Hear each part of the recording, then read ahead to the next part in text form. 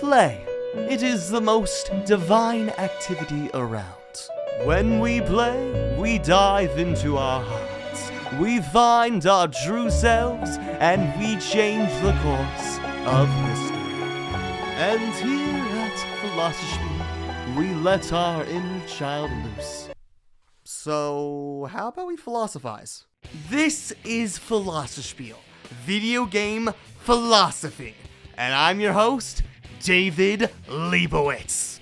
Time to get the spiel for your enlightenment. Game start. Hello everyone, this is David Leibowitz with Philosospiel Video Game Philosophy, and I have an amazing guest back for her second time on the podcast/channel, LadyVirgilia. Hi guys, I'm so glad to be here. Thank you, David, for having me on again. I'm excited to talk about Persona 3. Yes, your favorite Persona game. So we're excited because Great Ace Attorney. We love that, but I'm sure you will. I'm sure a lot more people are gonna love this.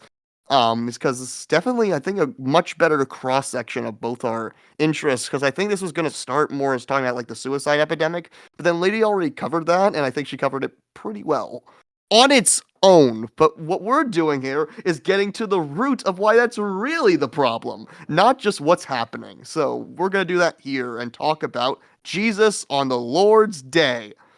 So, do you have anything else to say, It's true. lady?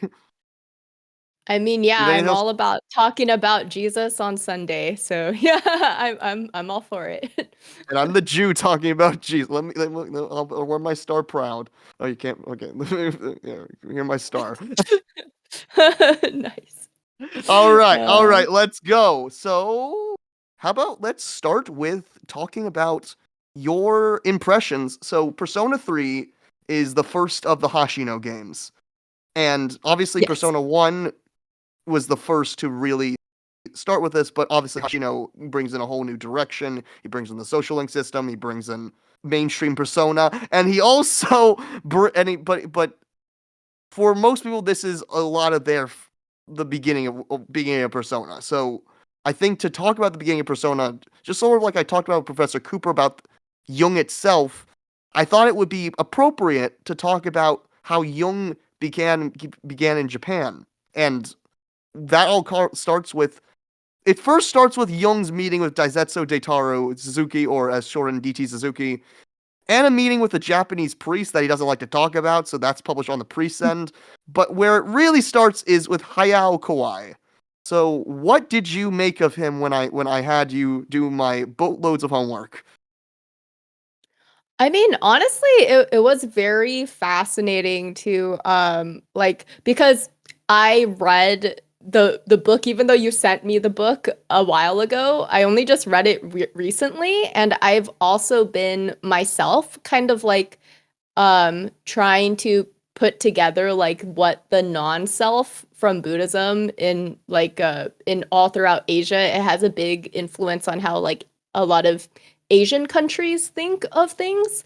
And I just thought it was very fascinating that I'm like, wow, yeah, like Kawaii, I can see why countries with a big Buddhist influence or background would be drawn to like Jung's collective unconscious kind of concept. But at the same time, like Jung himself was also drawn to Eastern Yeah, uh things. So I might well bring that up. Yeah, Jung very much as I talked about my first ever thing on Persona when I talked about Persona 5 a while back the first time.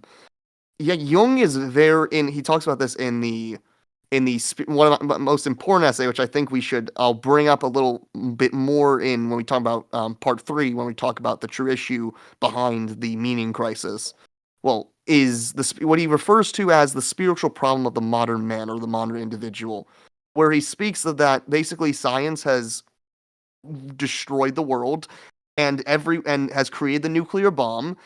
Well, he didn't say that, but then he later says in the Undiscovered Self how it created the nuclear bomb, and that's basically we are more interested in the psyche, but we don't know how to deal with it. So what the West does is that they flow all the way to Asia, because at the time when Jung was writing at first, Japan was okay, was cool for a little bit, and China hadn't been properly taken over, and then said wanted its own freedom, and India was still a British colony. So we all just went over there and flocked at how they were so much less developed than us. Yeah, a little iffy. He kind of said that they were less developed, and Yeah, it was he very did. Orientalist, Yes, honestly, yeah. yes, very Orientalist.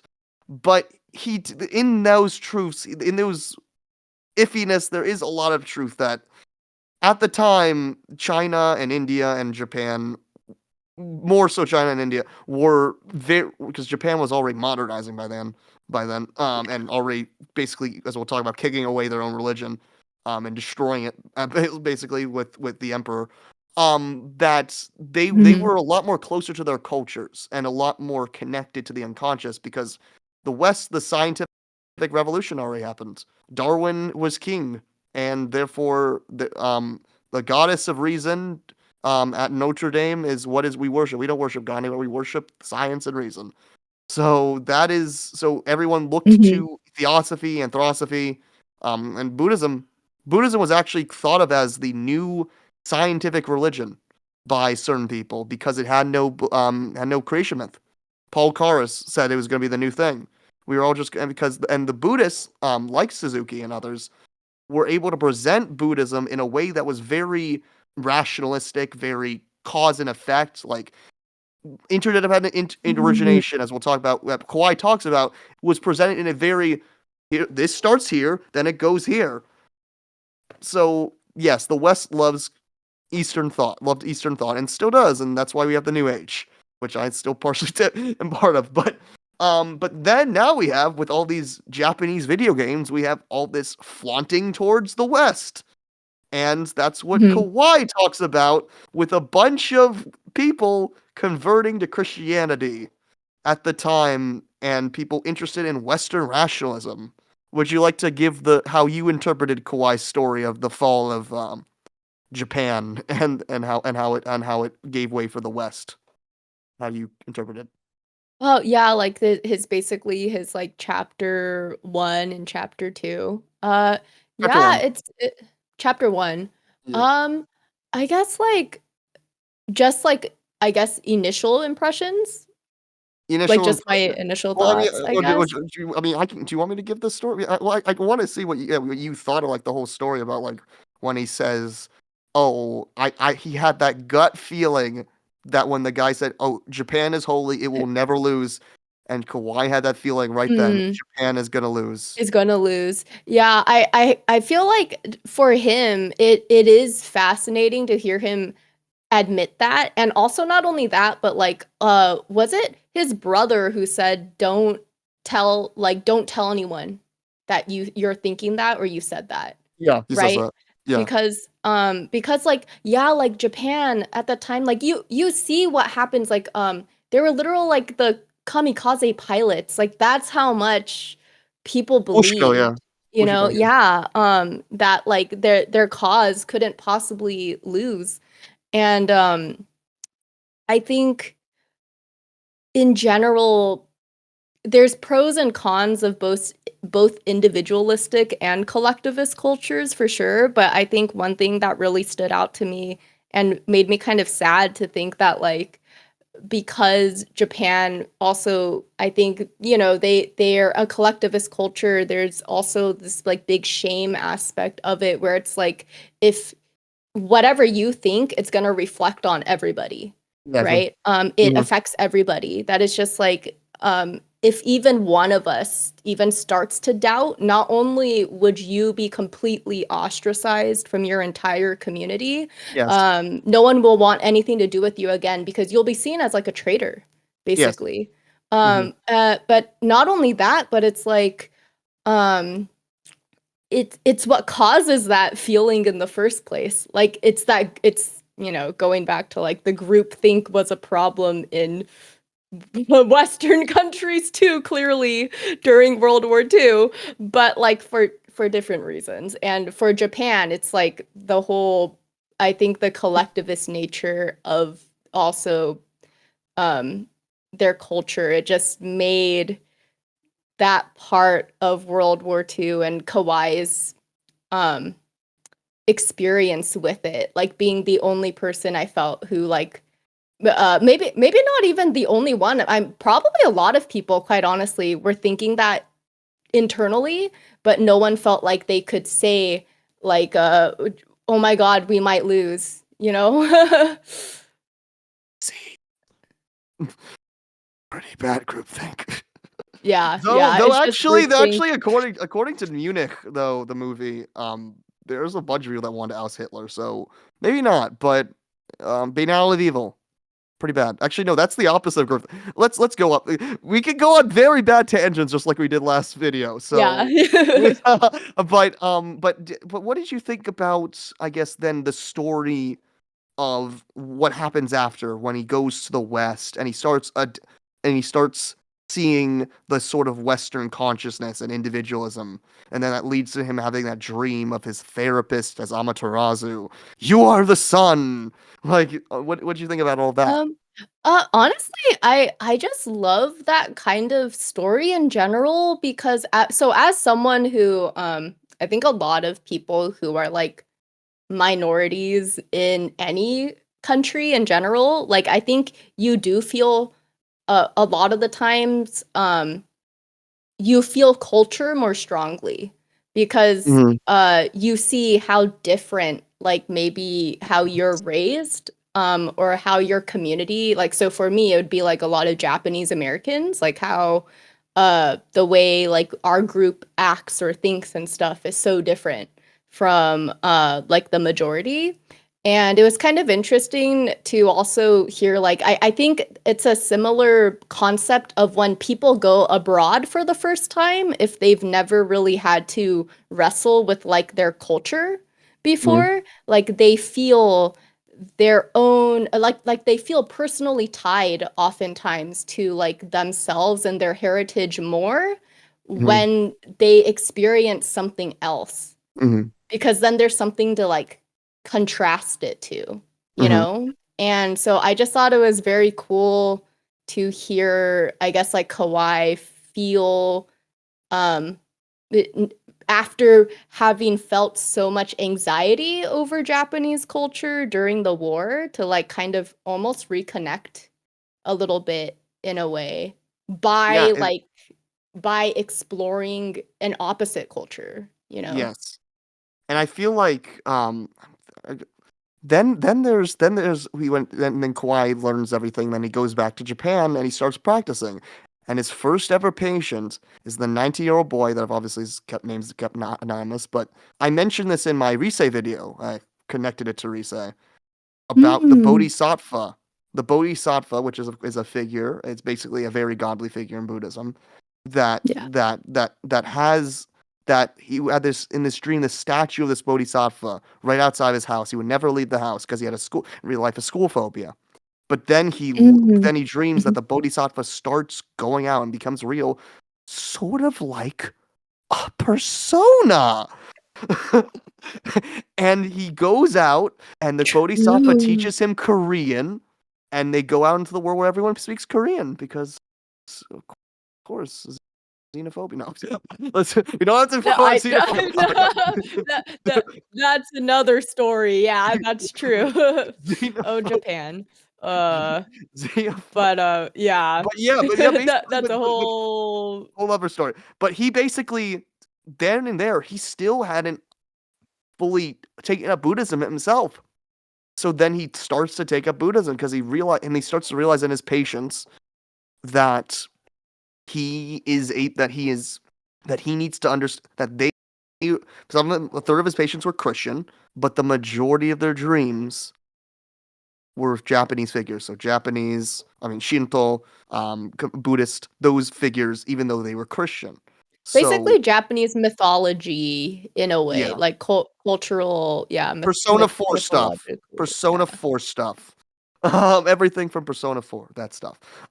So basically, but not looking like Power Rangers, the actual stuff. So basically, we find ourselves with understanding that these people needed to find a way to express themselves. Because in Japan, as I think Lady talked about perfectly in her Futaba video, especially with Futaba's being on the spectrum, that it's very hard to communicate. So what Kawai did Yeah. was, I don't know if he created Hakoniwa or Sandplay, but he was a very big proponent of the art. And we see this very well in chapter 4, where we see that same person's dream, where he not dream, Sandplay expressed himself by having these two separate realities. The first reality is one of deep sadness. The second reality is this happy, and at the front of it is him and the therapist. And these are two separate realities, but somehow through this expression, he's able to express, as what Kawai interprets it as, that the therapist is able to bridge these two worlds. We'll talk about what those two actual worlds are, but of these two sort of sets of consciousness A and consciousness B that we'll talk about later.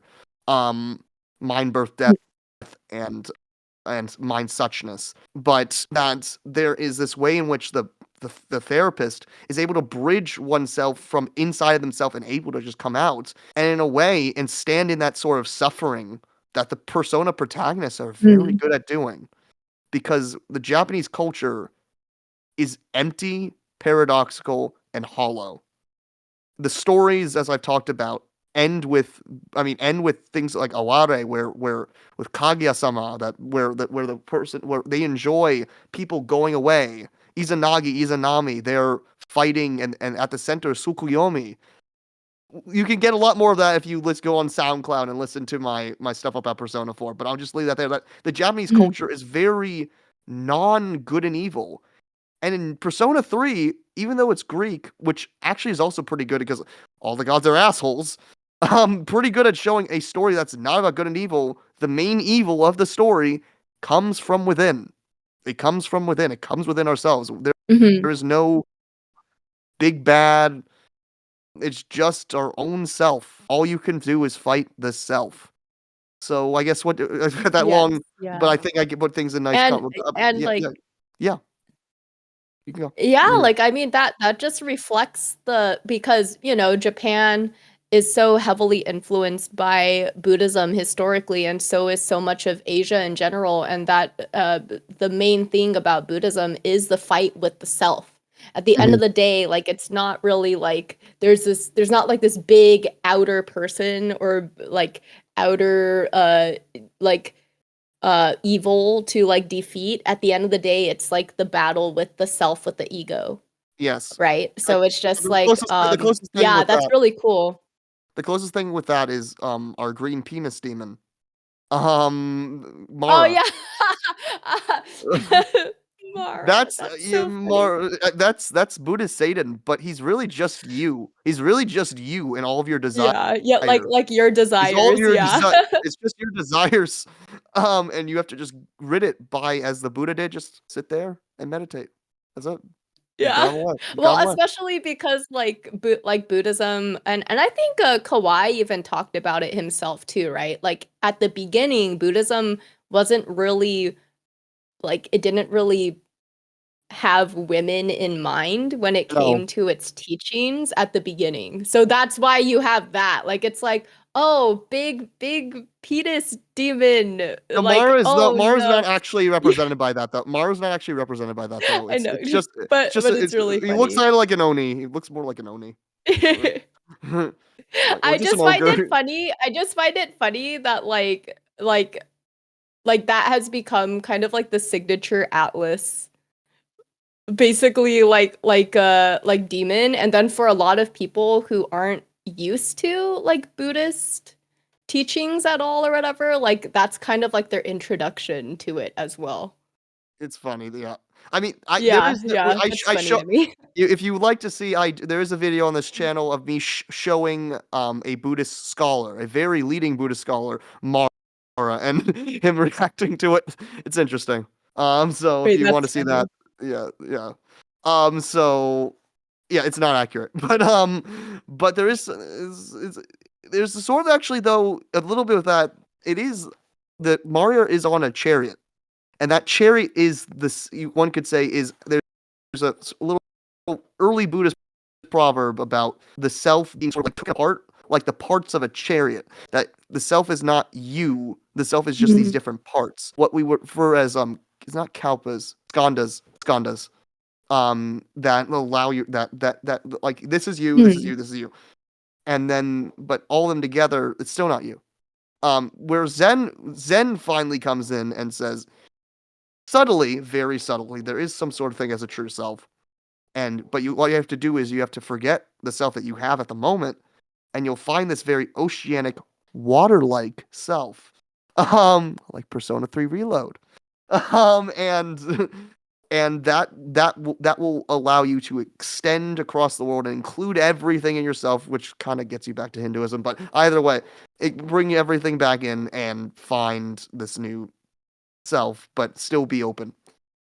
So yeah, but I guess the thing is that Kawai basically realized that people needed a way to communicate, and that Japan was very anti-cure. I think you talked about this with the Maruki video, that Japan is very still anti-cure, but somehow something about Jungian psychology in both Japan and China, because actually even China, actually even more hardcore. There's some hardcore experimental Jungian research done by He Shun that's happening right now, and it's pretty good. Like there's some experiments done in Japan, like the differences in dreams between the Japanese and the Westerners. But He Shun's Mm. has experiments on the dreams of Tibetan Buddhists. It's or like That's of really monks. cool. It's like Yeah. it's really cool. It's really cool. So, dreams about animal like experiments on like animal dreams. That one's new. That's awesome. As an animal guy that loves that. Really. So Buddha Jung is actually really hardcore experimentally, empirically taking root in East Asia, and there's a clear reason because again Jung's own resonance with the culture. So I guess anything else about chapter one, or before we get back into Persona 3? Uh, I sh- you got to tell me how do you do timestamps, because I feel like a lot of people are just going to want to skip through this, but it's important. Sure. Yeah, yeah. I can help you like I guess name them, Oh, come up with like good names for them. Yeah. no, I still don't even know how to do it, so I don't even know how to make timestamps. I don't even Oh, it's know. just yeah, I can help you with that. Yeah, please help me. But Yeah. all right. But It's anything else actually from really chapter one? simple. I'm sure it is. Tell me about chapter. Anything else about chapter one, and then we'll move on to Shikata. Um, I don't think in particular. But we have a section that we can fit stuff into later that Yes, we we have missed here. Yeah. yeah, a lot of stuff. All right. Tell me, give everyone who hasn't seen your Persona 3 in context duology what they need to know about Shigata in the Lost Decade. All you. Sure. So, I guess in the briefest of explanations, shikata ga nai, basically means like, it is what it is in Japanese. And I think to a lot of outsiders and, like foreigners who hear that saying and see the way like Japanese people, kind of live their lives, it can sound very fatalistic. But the origin of the actual term shikataganai is because Japan is a country that is affected so much by natural disasters. It has a Mhm. ton of volcanic activity, tons of earthquakes, tons of typhoons, flooding, all these kinds of weather-related events. Mhm. And it's things that are out of the people's control. And because of that, like it's supposed to be a more positive message, that the origin of it. It's supposed to be both like a explanation in the sense where it's like we don't necessarily know. We come up there's a reason why like there's Shintoism and a lot of the mythology is based on weather related like deities and stuff, because that was Mhm. part of their way of trying to explain it. But at the end of the day, Shikata ga nai isn't always, it's not meant to be like a very pessimistic kind of saying. But the thing about Japan and what happened in the aftermath of what's called now the lost generation at this point, because it's been 30 years since their huge stock market crash in the early 90s. So, long story short, Japan industrialized and was an amazing economy, like from World War II all the way to like it culminated in the late 80s. Uh, People who are old enough at that time will probably remember like everyone was talking about how Japan was gonna like even overtake the United States. That's how scared people in America were, I guess, of how good the Japanese economy was gonna be. But it came crashing down. And the way that Japan hires people is through the system called shukatsu. Shukatsu basically is the nickname for what's called a job hunting activity. And this is what college people who are currently college students will do this in their final year of college. And basically, the lifetime employment in Japan is like way higher than even a lot of the Western countries at this point. So the thing that happens is that not only do the companies usually only hire out of college, like recent college grads, like the seniors who are just graduating. So not only do they hire those people first and foremost, but like because it's lifetime employment, it's like if you miss your opportunity, you're out of the system forever. Basically forever. You have almost no chance of getting a career because the next college kids are going to be the ones who get the position you should have got by the time you graduated. So what resulted was the 90s, it was called the lost decade because all those college aged kids, those graduates, they they were basically stuck forever in like very menial, like part-time kind of work. You know, like work that's not a career focus, stuff like retail and store. And there's nothing wrong with that. That's for sure. Like we don't want to say there's nothing wrong with that necessarily, but it's just the fact that it doesn't pay well. You don't get career benefits from that. And not only that, but in Japan, because status is so important and your reputation reflects your family's entire reputation is also reflected through you individually. So if you're someone who wasn't able to get a regular job, it's seen as very shameful for that person and also the family. So what happened is that a lot of those people, they end up becoming hikikomori. And I'm sure you guys probably have heard that phrase a lot if you watch anime or you know, futaba is a hikikomori at the beginning. Someone who barely ever leaves the house, if never leaves the house, really. And this became an even huger problem because Japan, not only did they have the huge crash in the early 90s, there was the aftermath of the big like Asian crash in the late 90s.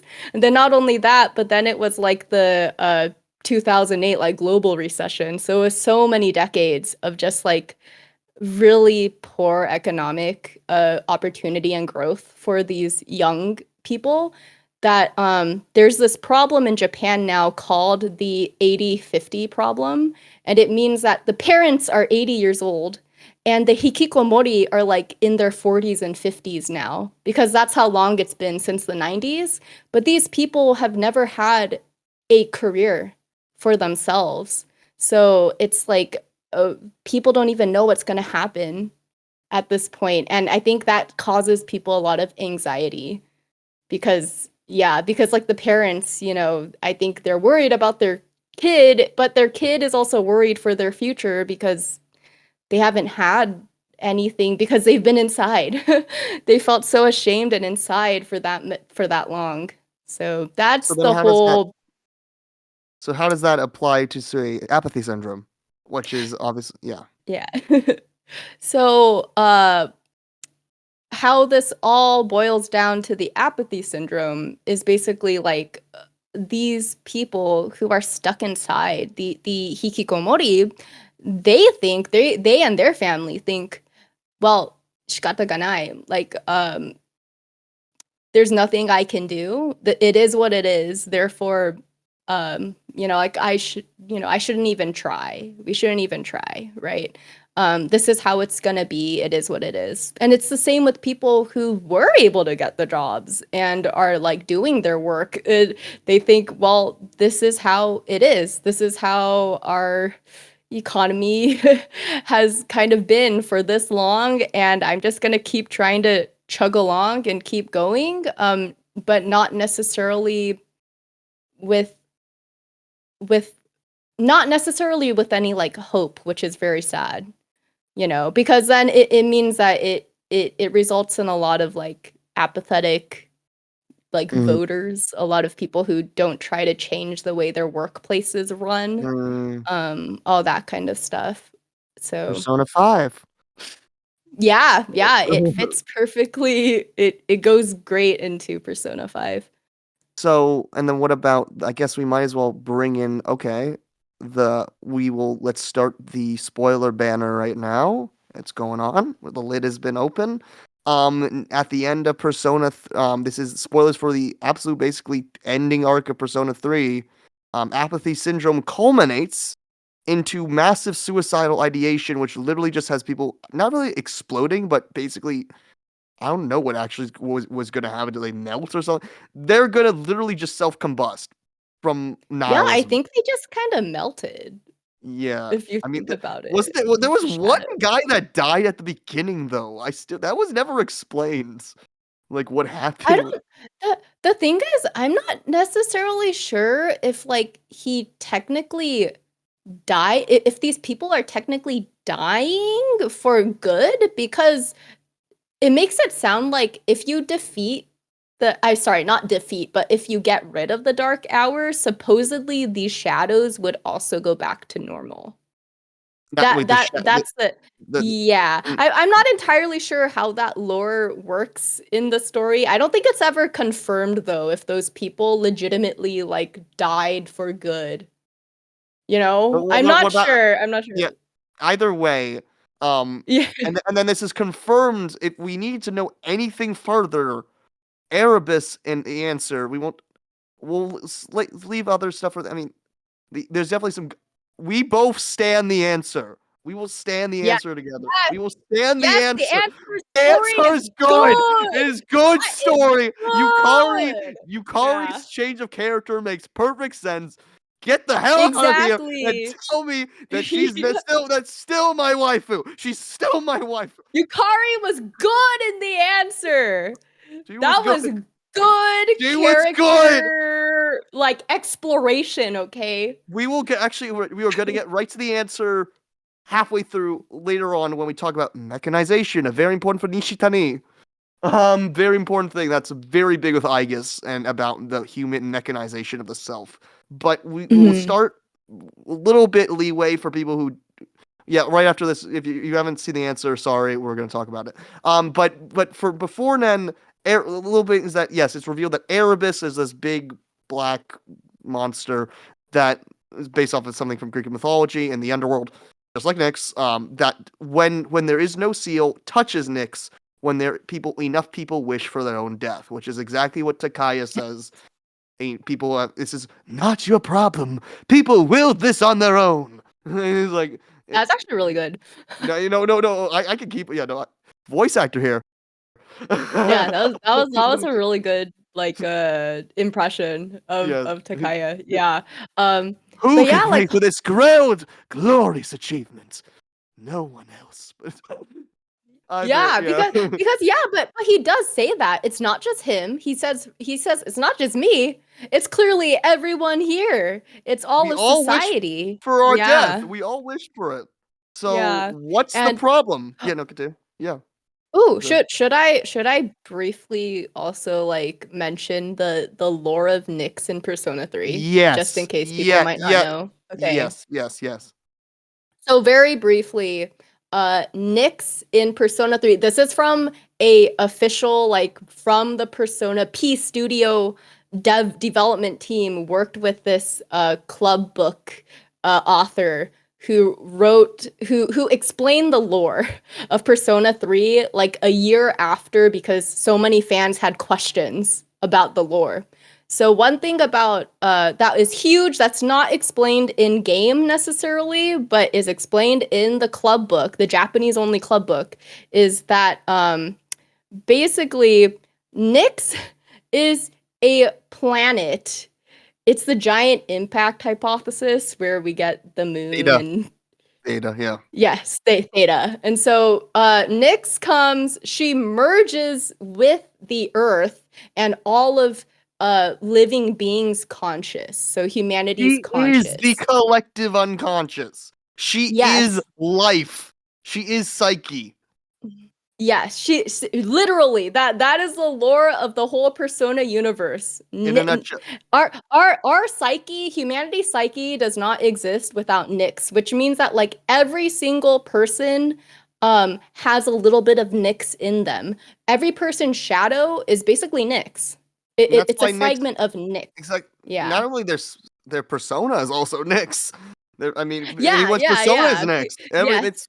It's your access to the collective unconscious is Nyx, because Nyx, of course, is night. And when is the time in Mhm. which you have the most access to the collective unconscious is when you're dreaming, which is some weird thing that Persona series doesn't really do. Like they don't happen when people actually are dreaming. But the closest thing we get, well, I think you finished Persona 1, so I mean, obviously there's all about the dream of the butterfly. That's Yeah, still I the don't dream of butterfly, it's yeah. all about the but that's still more about illusions than an actual dream. But Persona 3 is close It's because every close enough. Yeah, close enough. Yeah. yeah, close enough. But Persona 3 is, I mean, literally everyone else is in when they're in coffins. That just means they're just asleep. I mean, yeah, when people go asleep and they're not enlightened, you're not awakened with your persona. Or you're not Natsuki, because apparently some people, other non-persona users can be awake too, like apparently like Natsuki. But that's because I Yeah, think yeah. that's because the shadow wanted something with her though. I think if the shadow Yeah, wants to toy with you, probably. if the shadow Yeah. wants to toy with you for, because she had that repressed desire of course, of wanting to say she's sorry. hmm Yeah, Because it's the same with that guy in the beginning, right? Who we talked about earlier, the guy who melts. Like yeah, he becomes not a coffin for a second, but he can't deal with his shadow, so he like melts yeah. into So the basic, shadow. Yeah. so basically, what were you talking? But basically, yes, the shadows, Yeah. everything is the collective unconscious, and Is there's Nyx, yeah. is And Nyx. so the thing about like humanity's desire for death at the very end of Persona 3 is basically that like uh humanity is like fighting its desire to fuse back with Nyx. So like Literally basically return to the everyone is womb. Literally, like yeah, like return to the womb. return to the womb of the mother Mother Nyx Earth, basically, of Mother Nyx or Mother Earth, yeah, basically.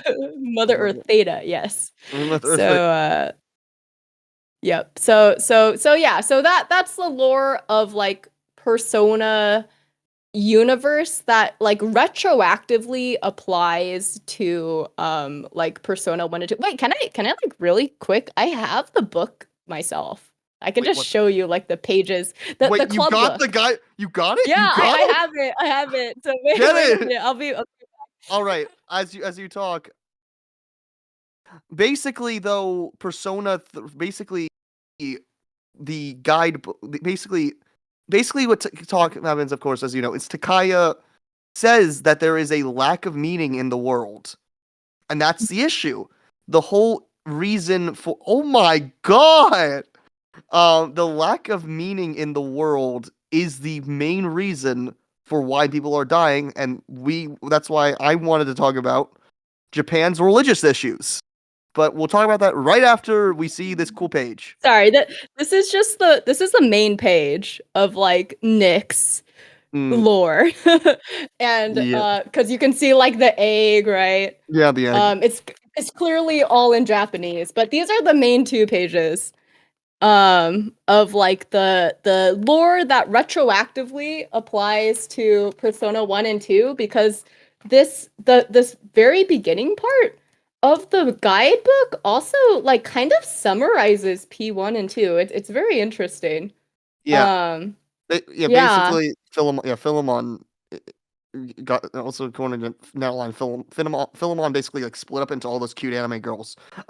So and Theodore. Basically, the anima is Yeah, they're your anima, your animus, which is the other part of our attendants, yeah. your The attendance. Velvet Room attendants. Yes. All right. So outside of that, so then why is humanity crying out for salvation? Why? I'll stop with the Takaya voice. But why is it? This is so we have this. So there's this. Well, I guess briefly before we talk about the crying out, we should talk. What is the actual stats about, or like the general gist? Like, is Japan has a higher suicide rate than America? The statistic is like yes, like technically yes. I think it's the same with I think technically Korea is also Mm, really high, and it's both like, as much of a storied history there is with like Japan and Korea and China. Like I think that's a big um thing, that kind of similarity between at least Korea and Japan in particular China's is like, history for religion is very different. It goes on a yeah, similar path, yeah, but it's very different yeah. in China more is just actively saying way giving the middle huger. and Yeah. giving them more. They actively gave the middle finger to religion. While Japan Mhm. sort of just Yeah, with the as we'll talk about, state. Yeah. was ashamed of it. Yeah, Mhm. but yeah. But I think like it is interesting to note that like Korea and Japan being very influenced by both the Confucian and like the Buddhist values. Hmm. I just find it very interesting that like they, and not only that, but like becoming westernized too. Yes, And which mhm. China, obviously with their quote unquote communism, allegedly is fighting off because they're the big bad in the world. Apparently, we don't. We will both definitely have some interesting, probably political takes on that probably Yeah. agree, but we're talking there right now about China and about Yeah, it's a whole maybe nother we should topic. not start we should not fear monger about them maybe too much, but still do because they could do something pretty bad in the world. But No, yeah, yeah. let's not let's not like use this as a reason to hate Asian people. That'd be a good idea. Um, Yeah, I'm not trying to raise any like Orientalist takes, because obviously that bothers me as someone who like like my mom is like directly from Japan. So she was like a Nihonjin, a Japanese person. So it's just like, yeah, I really don't take too kindly to, yeah, like trying to maybe paint it as like a anything as a lesser culture, because it really isn't. It's just different. It's just different cultures. mhm. Um As having and many Chinese friends. I mean, I have many Chinese friends, so like yeah. they're awesome. I mean, I mean, I got Genshin Impact because I was interested in their philosophy, and we both now Yeah, we say can talk yeah, about I that. mean, I love that. That's why I love Genshin too, is that like they I get to experience more of like the Chinese like take on these things, because just to briefly tangent, Japanese JRPGs are like an anime, they kind of speak for themselves. Like we've had so many examples of them that we can kind of see what like how Japan not to paint it as a monolith, but just, collectively how they view certain things. And it's interesting to start seeing like media from China come Yeah, I mean, into the foray. Yeah. especially China's take on Japan, which I'm fine. I'm in arc chapter 3 of Inazuma, and that's interesting. I Hmm. mean, how they paint Japan as very authoritarian. But we could so I mean that there's I mean, honestly they're not wrong. they're not They're not wrong. they're not Yeah, based on the history of World War II, but yeah. I mean, and the Bakumatsu. I mean, Genshin sort of says no, Japan should change, but so that's interesting. Like China's like, no, Japan kind of should change. It was good that it kind of. I don't know if it's saying it could it's good it changed, but it's good it stopped being isolationist. It was Yes, good. it's good they It's good they the opened, opened the port. Yeah. and which, but still brought in a lot of bad stuff like science. So, what started the dark hour? Science, not magic. Yeah, Science. Because what is it's psychology? true. It's science. So Yeah. so what so And the thing about Persona is that it merges the psychological with science, right? But PSCIENCE in Persona 5 later on, right? This is what we learned. It's like the psychological like is kind of able to be a like actual empirical research, like we can actually do experiments in this and world, create in, things in from it. this Yeah, world, in and the do Persona horrible things, world. Yeah. in horrible things like we'll talk about at the end of this if we feel like it. Because you guys love Royal, I'm sure. Sure. You love Billy. You love Billy.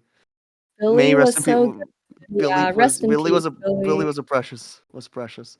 Um, Mhm. so yeah. So basically, but tell me, what was their motivation? What did they want to like time travel? Did they want to end death? What? Because Granddaddy Kirijo didn't want to kill everyone at first. I think that's more Ikutsuki's idea.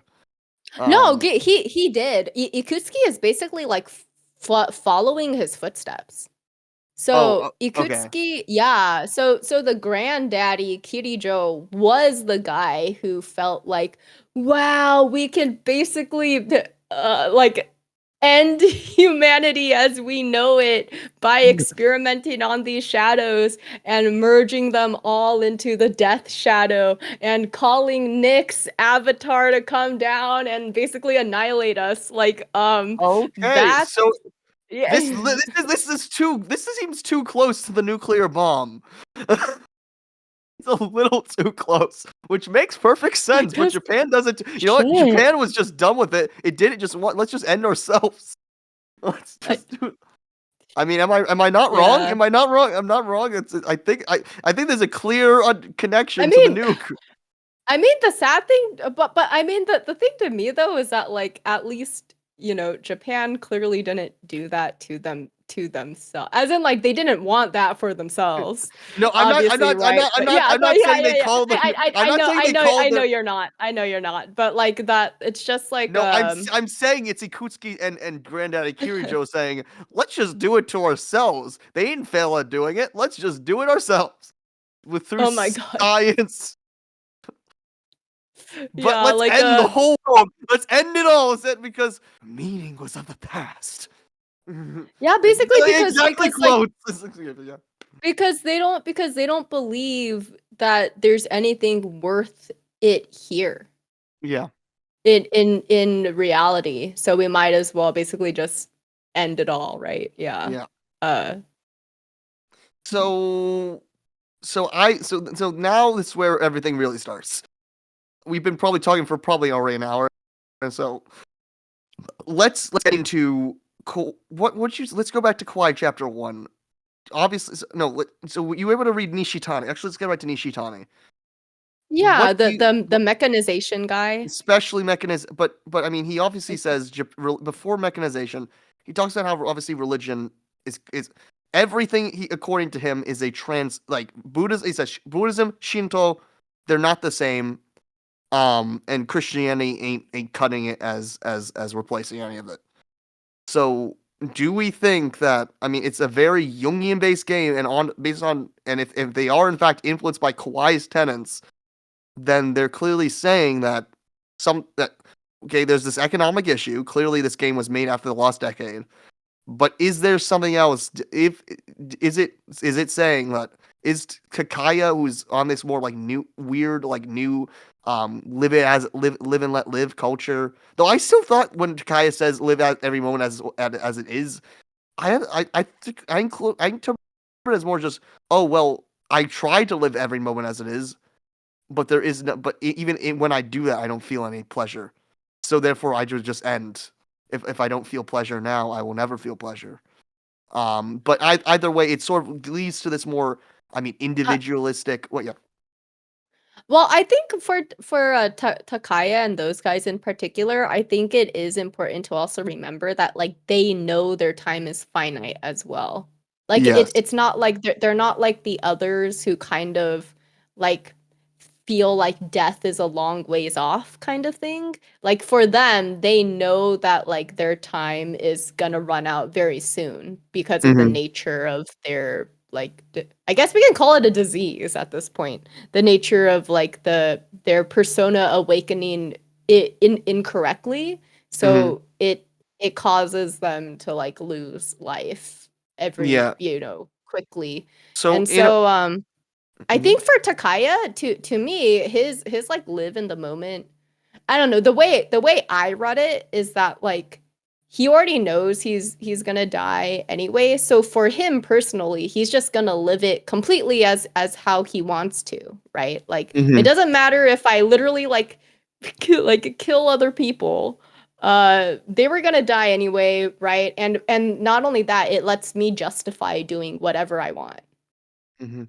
Yeah, so with I my think limited time. Yeah. so the question is, if Japan, do you think that Japan's lack of contact with proper its own background or even Christian like and any religious background, is that a reason for the lack of meaning? Because now I'm starting to think, well, wait, Korea has Christianity. But they're killing themselves as much. So maybe it is, maybe it is, maybe it actually is. No, they need their own culture back. What do you think? Yeah, I mean, I think the interesting thing is that like a lot of like when you think of Christianity, the interesting thing is that like there is a like suicide is not seen as like you can't do that in a lot of like Christian like basically communities or sects. It's like that is seen as not good because basically you're Mm, taking into your own hands the way they view it, the way I know a lot of people view it mm, themselves, is that like you're taking into your own hands what should be like the Lord's time to decide, hmm. right? So you um do think in some way that that then are the ones who are killing themselves not Christian enough in Korea? Yeah, I think it's not even necessarily that like they're maybe not like Christian enough. I think it's more that like because the Christianity came so late into their cultures like uh as in like Like, the influence is not really there with how like their culture really is right now. Like mm, you definitely have Christians nowadays in Korea, but I wouldn't say their culture is necessarily like influenced too much by it compared to like Western societies where Christianity has had centuries, mm, millennia of influence influence. on how we think about certain topics, which includes, like suicide and how in Western nations, I think it's more of a the suffering for for whether that's good or bad, like we persevere through the suffering Hmm. because And Christ also persevered through the suffering, exactly. right? And I feel like with what am I saying? Then that goes back to the more transplant idea, which is Nishitani talks about. Is like Buddhism is not. He says Buddhism is not itself. Japan is not. Shinto is not himself, and Christianity is just a transplant. So what? So then I guess. Okay, so that's an issue. So then is Japan's understanding of its own culture that it was ashamed of because in as Kawai talks about the ashamedment of them basically saying, well, okay, the Meiji era got rid of Buddhism, and then the MacArthur basically, I'm just gonna say MacArthur, whatever. Yeah, The MacArthur got rid of Shinto because the Shinto. Japanese looked at the religion and say, well, this is pretty fascist, without forgetting all the cool stuff that's related to it. Or they didn't forget, but they were just still. Kawhi was really like he didn't want to do anything Hmm. Buddhist. Everyone wanted to be very very Western. So we Yeah, see this very because culture I think that's yeah, hollow and because empty. It's a hollow and empty culture.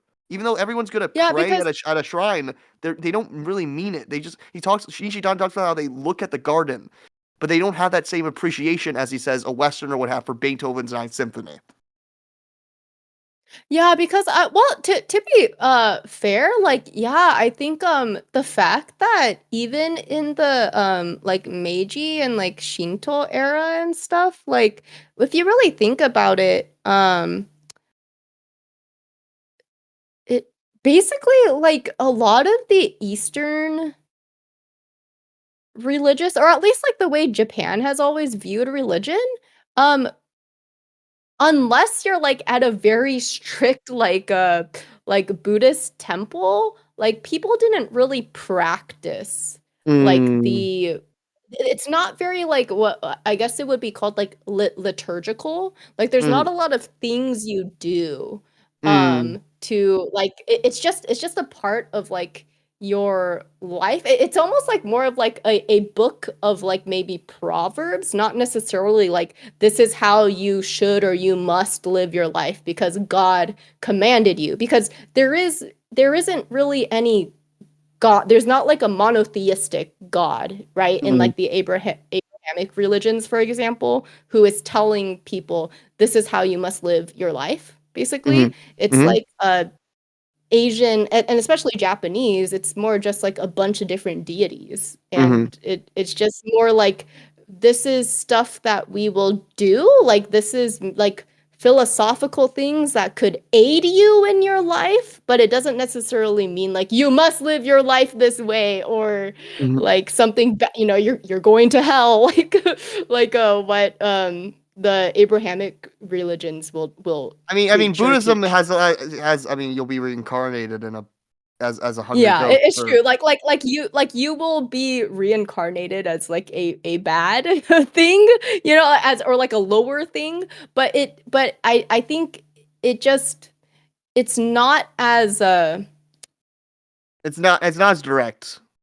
It's yeah, not as, it's not as direct, and I think that's part of the reason I think why potentially like people who might need that because there are a lot of people who find a lot of purpose in and this isn't necessarily a bad thing sometimes. Like sometimes people just want to be told what to do.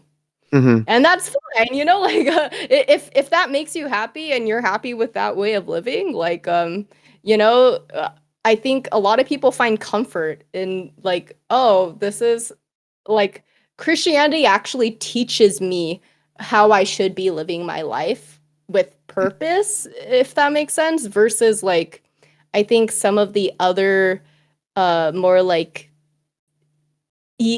I'll just like lump them even though like there's so many different kinds of Eastern thinking, but like Eastern religions and way of thinking, I think it's just a little too maybe like fluid maybe for some people that mm, they don't really feel like a direction yeah.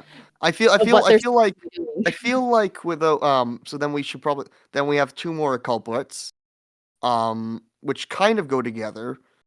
There's the mechanization but I always say that for the end so then when we get into Fess. We'll save the last part for Fess before we get to the actual Sure. what is Yeah. the answer to this? What does Pete? Oh wait, there is one more thing about religion. The Mutatsu social link.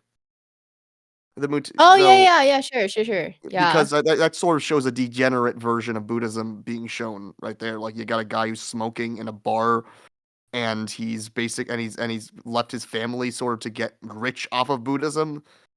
That is pretty telling of the possible state of Buddhism in Japan. Not to say that's all Buddhists, but it's like of a Buddhist monk is not favorable, or not Well, yeah, of yeah, Buddhism because itself, but of like how what's yeah. Tell me. well, Japanese people in general, as like a society, they are very, very skeptical about like any kind of like a religion in that way. I think because of the history of like how Buddhism was used and then how Shintoism was used and how that and how like now they're living in like the post Buddhist and Shinto right era of like Mhm. Japan.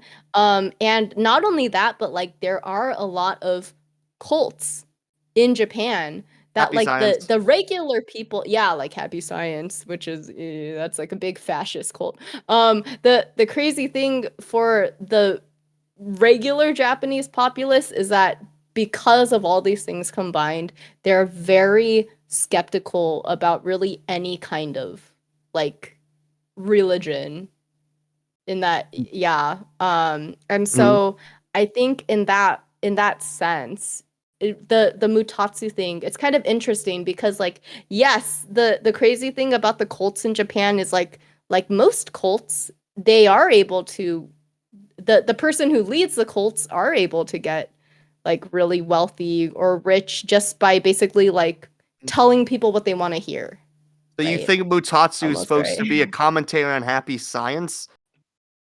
No, no, no, no. I don't think on necessarily happy science, but just like people in general, like they will do like basically like visit the temple during like the different festival periods of the year and stuff, but Mm.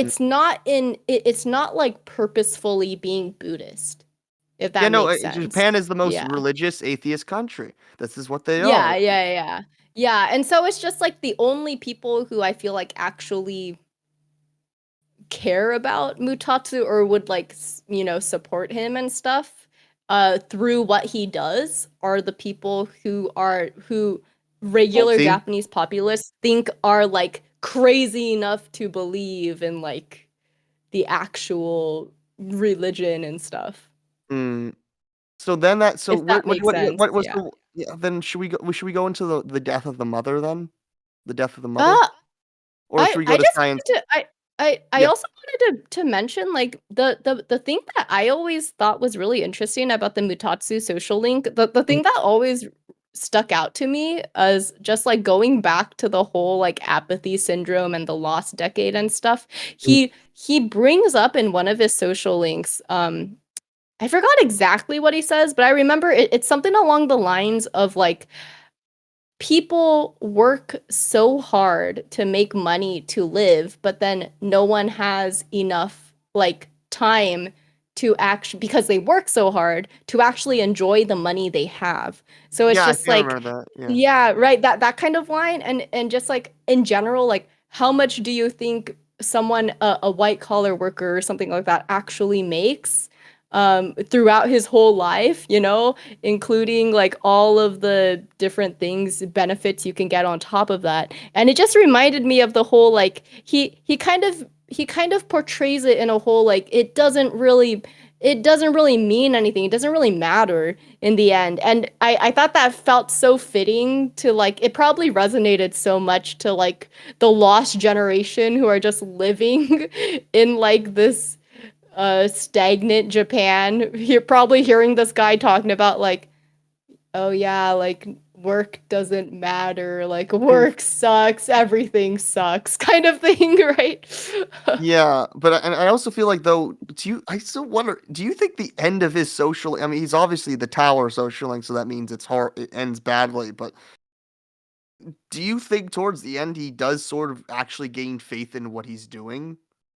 No, yeah, Like, I think it does. I I mean, he think talks to about saying, me, I'll sing the sutras to you, like to my wife, and well, like yeah, that's because you see how the end of it goes, right? Is that he does return to his family, right? yes, And yep, so it's just like I wouldn't say the tower doesn't end completely, right, in like disaster. It's like the disaster happens.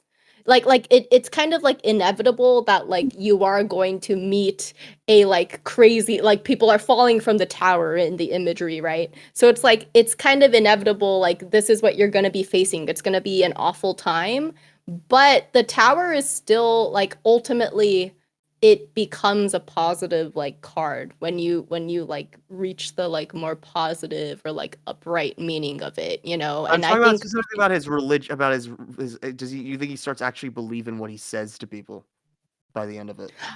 yeah, I think so in the sense where like because shoot, what's that one line he says? I mean, He keeps saying. he says It's the one he keeps repeating. I mean, he says It's the I'm gonna, one about. yeah, he's something about, I mean, he's gonna say he's gonna speak the sutras, but he says it so like quickly that you don't know if he actually still means it, in my opinion. But I mean, I I think want to hope. I think I it's want to like hope. let me see. Oh, he keeps bringing this up over and over and over again. This line is I tried to write down one of the lines. I think it's oh, okay. All things are unique, yet they are not singular. That's pretty He keeps Buddhist. saying that one line. Yeah, and I think That's for him, I mean, it might not. that's literally that's Zen Buddhism. Yeah, yeah. He might not believe Yeah, it, and but so like I think once you say it I again, yeah, but I think for him, he does kind of come to sort of like believe this line in the end, even if he might not necessarily care about any of the other actual sutras. I feel like he does like basically the essential tenet, maybe of like, or just like the kind of the takeaway of like maybe the Buddhist thinking. I feel like he does come more around to it in the mhm. end. All right. At least that's how I see it. Yeah. I want to read it positively. I want to read it. Yeah, Though we'll talk same. about I think I see it positively, considering he does go back to his family. which You know, is which we can talk about next, the family. Um, Nishitani says this that mechanization changes the husband is no longer a husband, the wife is no longer a wife, the daughter no longer a daughter. I mean, not actually directly, but that's I mean, he literally says basically that. I mean, he says those words. I don't know if that order. But that the family is no longer it. It is no longer a singular entity. It is separated. Everyone is their own individual to now, you could say, forever be judged by society as a whole. He doesn't say that, but if we want to say, okay, Japan now becomes collectivist, but the collectivist is, as Persona 5 talks about, especially strikers, and obviously all the stuff with with SMT and the angels being mechanical. Their comment in collectivism is, well, now it's like a machine, but what if the collectivism wasn't always a machine? What if it was actually organically collectivist? And this new scientific rationalism with the Shukatsu is the new mechanical collectivism that has ruined Japan. So the question is, has mechanization? Oh, and then as also, if the family's dead, then the mother's dead, and now everyone wants to go back to their mothers, which leads to them all wanting to go back to the womb and dying. So because there's a comment about violence in the family, because Takaya, you could say, is sort of violent towards the world, and violent is that the death of the mother figure is and the lack of reliance on the mother figure is key to why there's so much violence in the home because people do not have the same respect for their families. So, what do you think? Did science ruin everything? Did the West ruin just go in and yeah, you know I brought this up in the Ace Attorney one like we and this applies to Genshin. So is there something wrong something that happened? about what like What technology. Yeah, like I mean, I think just in general, like it's the whole. It's always a trade-off. It seems right. It's like Yes. the more you like adopt new technology, and for them it was like the industrial age into like the whole postmodernism and everything. Um, it's like the trade-off is like because you can put so much more faith into the science and the technology, you don't need to put as much faith into the like religion or stuff of the past is what like a lot of people will say. Personally, I believe that you can do both. It actually benefits you to like enjoy both. But yeah, but I think like as a society, I think it's kind of inevitable. People sort of they they get kind of almost in a way like you can describe it as like distracted by like the technology and all this new age stuff and everything that like people don't really think about like what do I how do I want to live my life? Like, what is my purpose here? What is life's purpose? What do I want to be doing? Because those are the kinds of questions that like religion poses. But Mhm. like because like we can even talk about how like nowadays a very easy I think example to bring up is how like social media and everything distracts so many people from Persona actually kind of 4. like yeah, yeah, we're living our lives with so much information, all Nation. the Yeah, let's media see. everywhere. Yeah. Loading, loading, loading. Yeah, Waiting. exactly. Oh. We can always load you just gotta swipe and it loads the next thing you get to watch or you get to read or you get And as to, Persona like 5 Strikers says, Strikers tells us very well, Siri will not give you the meaning to life. Siri will not give you the meaning to life. Stop asking Siri for the meaning to life. Not even yeah, like Emma can. Don't even if you you have make to Siri ask smarter, make yourself, it yeah. Emma. You have to. Emma will not. Emma, when Emma tells you the meaning to life, your soul is taken away. So basically, I said there's gonna be, but Yeah, like yeah. it's basically you're literally your soul is taken away. But technology will drain your soul of all being because you gave it Hmm. all to you let technology give you the answer, which then Yeah. applies to Aegis. Finally, let's bring out the Fess. So basically, in Fess, Aegis becomes even more mechanical and loses the ability to dream, as well as and sort of loses her humanity. And then Netis is basically what we find out at the end. Actually, kind of a better take on shadows than every other shadow in Persona, kind of, because it really is like it's a part of her, and Yeah. that was her humanity, that was her literally her soul, her psyche, Sucha, that gave her that power, and then she comes back and she gains back her humanity, because that's what's happened. Technology, as Heidegger tells us, even though I hate what he says about it was a Nazi either Heidegger, but more importantly Nishitani, who's not as much who's better on this issue. I don't know. He probably says problematic things, but we'll say he's better than Heidegger. Says that technology is draining our soul, basically.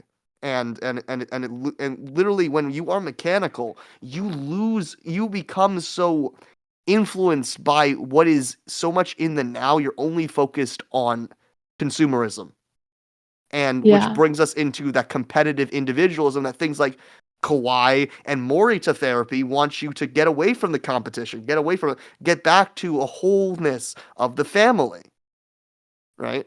So what do you have to say about Hmm. like the Aegis meta stuff and the Kirijo stuff about that? Yeah, I mean, yeah, that's such a really interesting reflection that like I didn't really think of until, you like brought in the whole like what Nishitani literally said about like the mechanization of stuff.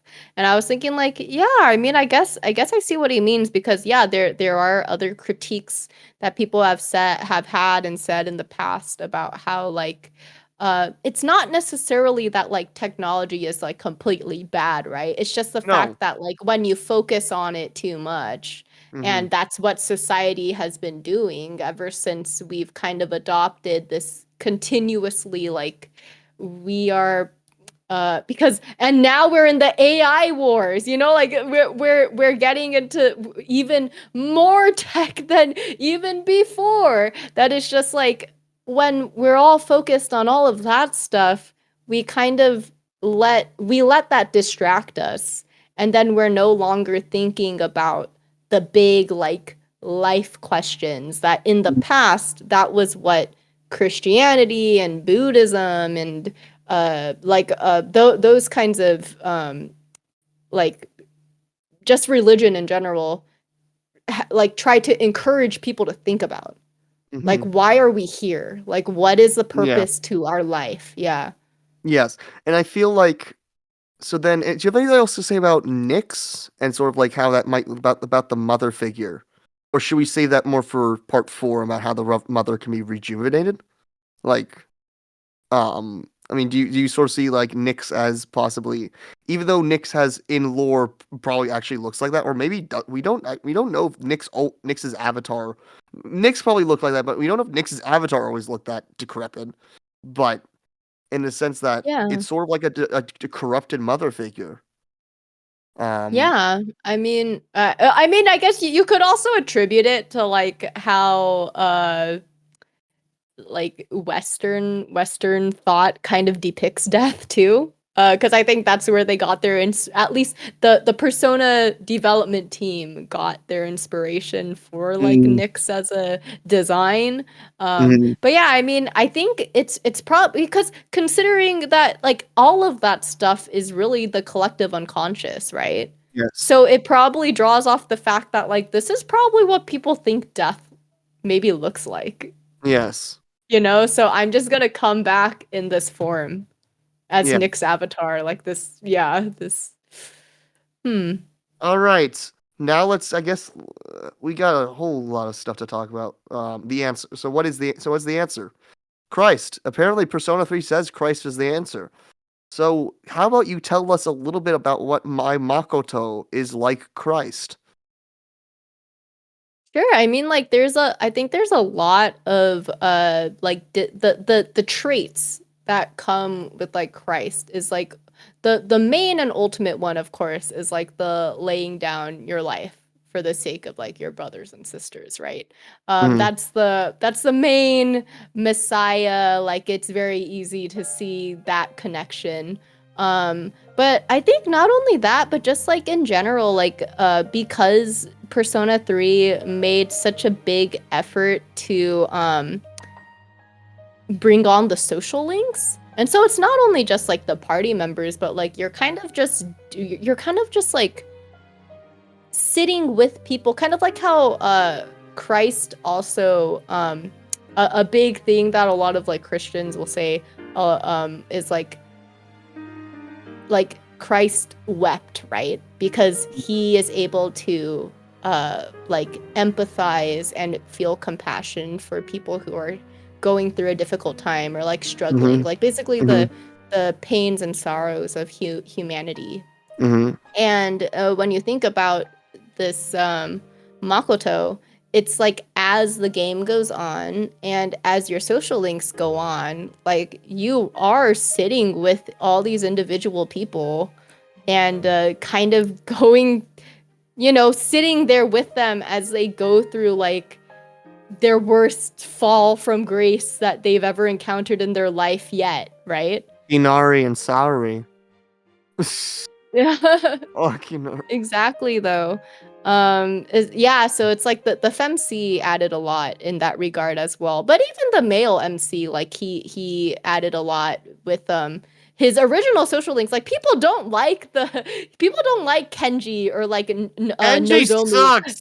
the moon guy. But their social links, like the story of the social, like I can understand not liking the storytelling of the social link, but like I think it's all very like stupid. I'm just gonna describe it as like teenage boy stuff, and he's just kind of there, Okay. I mean, Kenji is being the like, worst and best thing ever. He's yeah, he's still the the worst worst and and best best thing thing ever. He's ever. he's a lot of dudes who don't want to admit that like that was probably I your want to shadow bang my in high teacher. school too. Exactly. He was everyone's shadow, and all these dudes who are playing Persona 3 don't want to admit it that like dang it, like I see myself in Kenji when I was younger, dang. But yeah, it's just like when you think about it, he's just there. Like Kenji,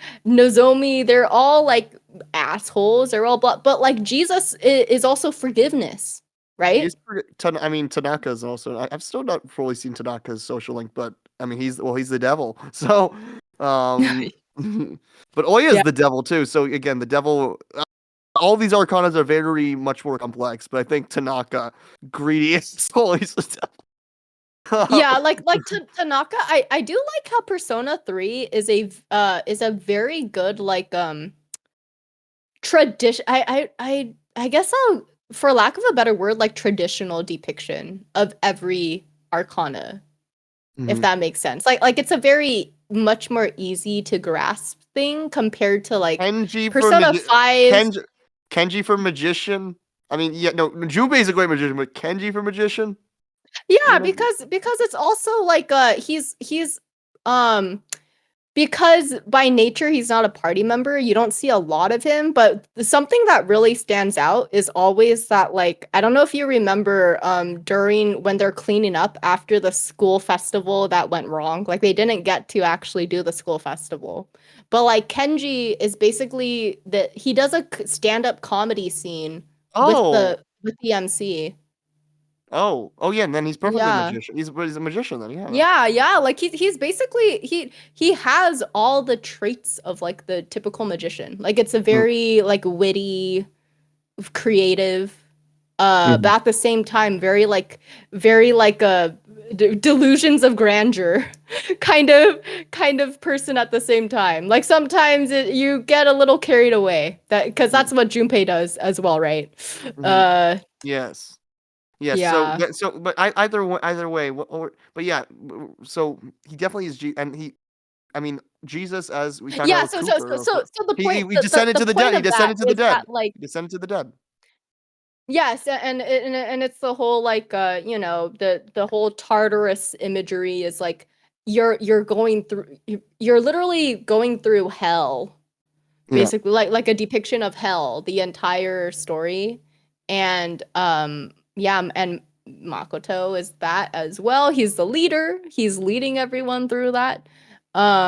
And yeah, it's like all these traits combined. It's like the forgiveness, because you know a lot of I think a lot of people would say like how did Makoto even stick with these guys? Like I would have ditched that moon guy a long time ago. But it's like he because Jesus cares about everybody. You know, it Mm. doesn't matter what you've done, it doesn't matter who you are right now. Like the thing is that Jesus is there to be with both good and bad people, Well, that especially might the actually, and bad people, right? that might Yeah. actually even relate to again that there's some but like there's a sort of in Japan, some people give a more maternal depiction of Jesus, which is why they love Mother Mary so much.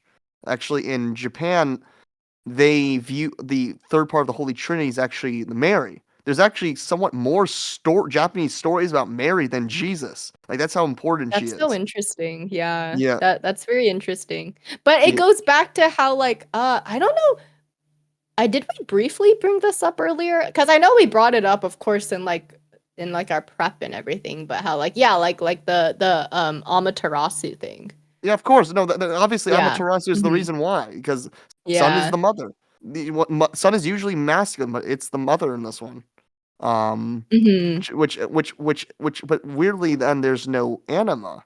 Um, which was what Kawai talks about. But yeah, no, there's basically everyone in Japan has their own mother complex, which is Yeah. the desire to be with the mother and sort of be more caring and be more open, but desire to be with others, which is again why the technology sort of when it breaks you apart and you just feel like, well, I'm doing the collectivist thing of I need to be judged, I need to be have with my family, but everyone's so apart, and then you get hikikomori, which sort Yeah. of I takes mean, away the whole I think collectivist thing. I think it also boils down to how like a lot of the unfortunately, but like a lot of East Asian culture, so basically a lot of the like Confucian like valued like cultures. So I know because I've also had like a lot of Chinese and Korean friends growing up, and I think a lot of the guys, uh, there's like this feeling of a lot of the traits that are valued in these societies, like being like humble, you know, and like Mhm. kind of like giving credit where credit is due to other people, not necessarily like, you know, advocating for yourself, being like a very confident individual, asserting your confidence in that way. I think a lot of people view a lot of Westerners view that as being like emasculated when that's not the case. It's just literally it's a different set of values for your culture. But because of how like Western values seeped into like so much of East Asia, I think a lot of like the men felt like they had to adopt a more like Western, very masculine very dominating, traditionally dominating like masculine thing when which in is the what got rid of past. which is what got rid of the mother, right? That's what got Yeah, rid. yeah, it got rid of like the more like what society would deem more feminine like traits, you know. Yes, yes. Yeah. That so I think let's talk about the other big social like you can I I didn't fully like see take in Saori. I think Saori because it's just depressing. You can tell me if Saori is relevant to any of this. I mean, it does end with her in a church off seas, so that is interesting. Do you remember that? It ends with her in a church. Yeah, yeah. I mean, Saomi's whole thing was just it was like crazy. Like the fact that everything was just like dumped on you at the end, it was really insane. But like speaking on the topic of Christianity, I can't help but feel like there's so many aspects of it, of her social link that kind of ties into like the whole like the whole like going through a lot of uh like suffering and things outside of your control like Hmm. in this world, She got the but yet at Ganai. the same, yes, yeah, like Shikata ganai for Japanese people, but at the same time like because Persona 3 as like we were talking about, like there's a lot of like Christian imagery or symbol, like a lot of Western imagery, right? And symbolism. I just find it kind of interesting that I'm like, I feel like Saudi is very like I don't know, like I just see it as like um a more like almost like Christian take on like the suffering and like going through trials and like hardship and all this stuff. But for then people who don't for people who are male only players, what or fest stands only. What can you tell us a little bit what happens in Saori's social link?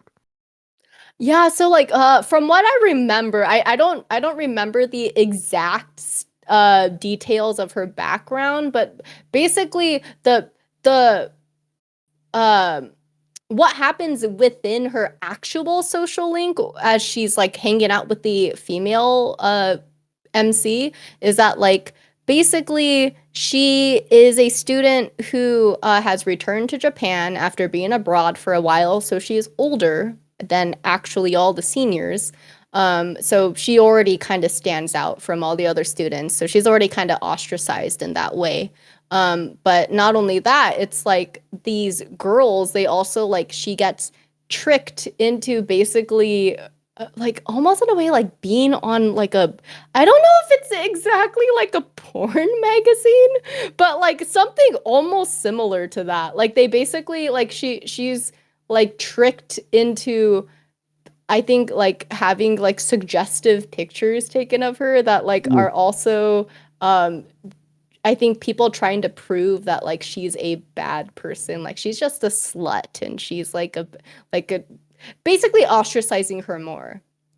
Mm-hmm. And it gets to the very end of the social link is when like the FEMC kind of encourages her to basically just stand up for herself and like basically like tell her own story and like tell I don't know the exact details of it, but she basically tells everyone off like through the school loudspeaker. You know, like she actually gets to stand up for herself Mm-hmm. after like encountering all this like bullying and This does seem pretty ostracization. Christian, except though Christ, I mean, Yeah. just nods his head and said, "Okay, I'll die." I Yeah. mean, But I mean, like when you think about, it's a very Western kind of deal, right? Like yeah. it's a very like stand up for yourself individually because you are unique and there is a Mhm. purpose for you, right? Like Christ has a Yeah. purpose for every person, Mhm. and yours is no different. And stand up for yourself, right? Mhm. Mhm. Because I've created everyone like, you know, like everyone is made in the image of God. Yeah. So it's like so you should stand up for yourself kind of thing. And so she does that and then in the end it's her talking about it's revealed on the last day. You know when you usually get like the final closure of your of the social links you've maxed out on the final day of the game. FEMC finds out through a letter that Saori is already abroad again. And what happened was that like she came back to school so late, like she's such an older student because she was sent abroad to basically atone for I forgot what it was. I forgot exactly, but like her boyfriend and I don't know, it's like implied. I have to look into it again, but it's kind of implied it was like a family member. I don't know. I don't know if it was, but it was crazy. It's like basically her boyfriend of the past like literally died. And I guess she was like part of I guess like the reason for it or something.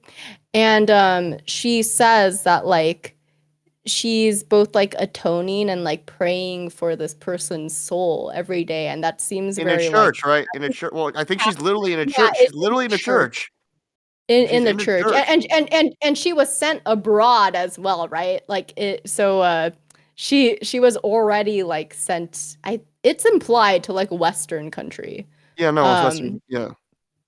Yeah, and so it's just like it's like there's just so many inklings to me of more of like I know that's more like Catholic, not necessarily Protestant, but yeah, it's just like there's a lot of her social link that compared to other Persona 3 social links, it stood out to me a lot of like, huh, there's a lot of Western imagery and Christian imagery later on in this game, and she kind of I get that feeling from hers, you know? Yeah, and I think Akinari, and then there's Akinari, which gives us the meaning to life. Literally, he keeps on saying about how he's gonna finish this book about this pink alligator crocodile in Mhm. at the end of it, and it ends with the alligator did this weird thing with his friend, and so to apologize or something. He cried himself and made a beautiful lake.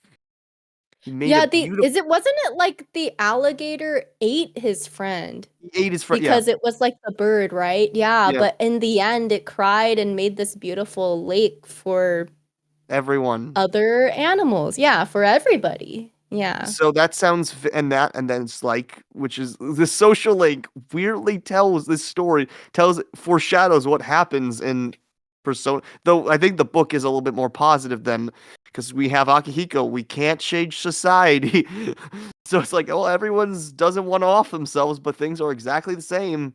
So that's what the fan fees are for. Yeah. They're still Yeah. not doing that. They're still doing it very slowly. That's why other people wanted to do it more quickly. But fan fees said no. We want things to be done slowly. So there's your Hmm. rebellion. It's a whole other thing about Atlas's policy. But either way, politics.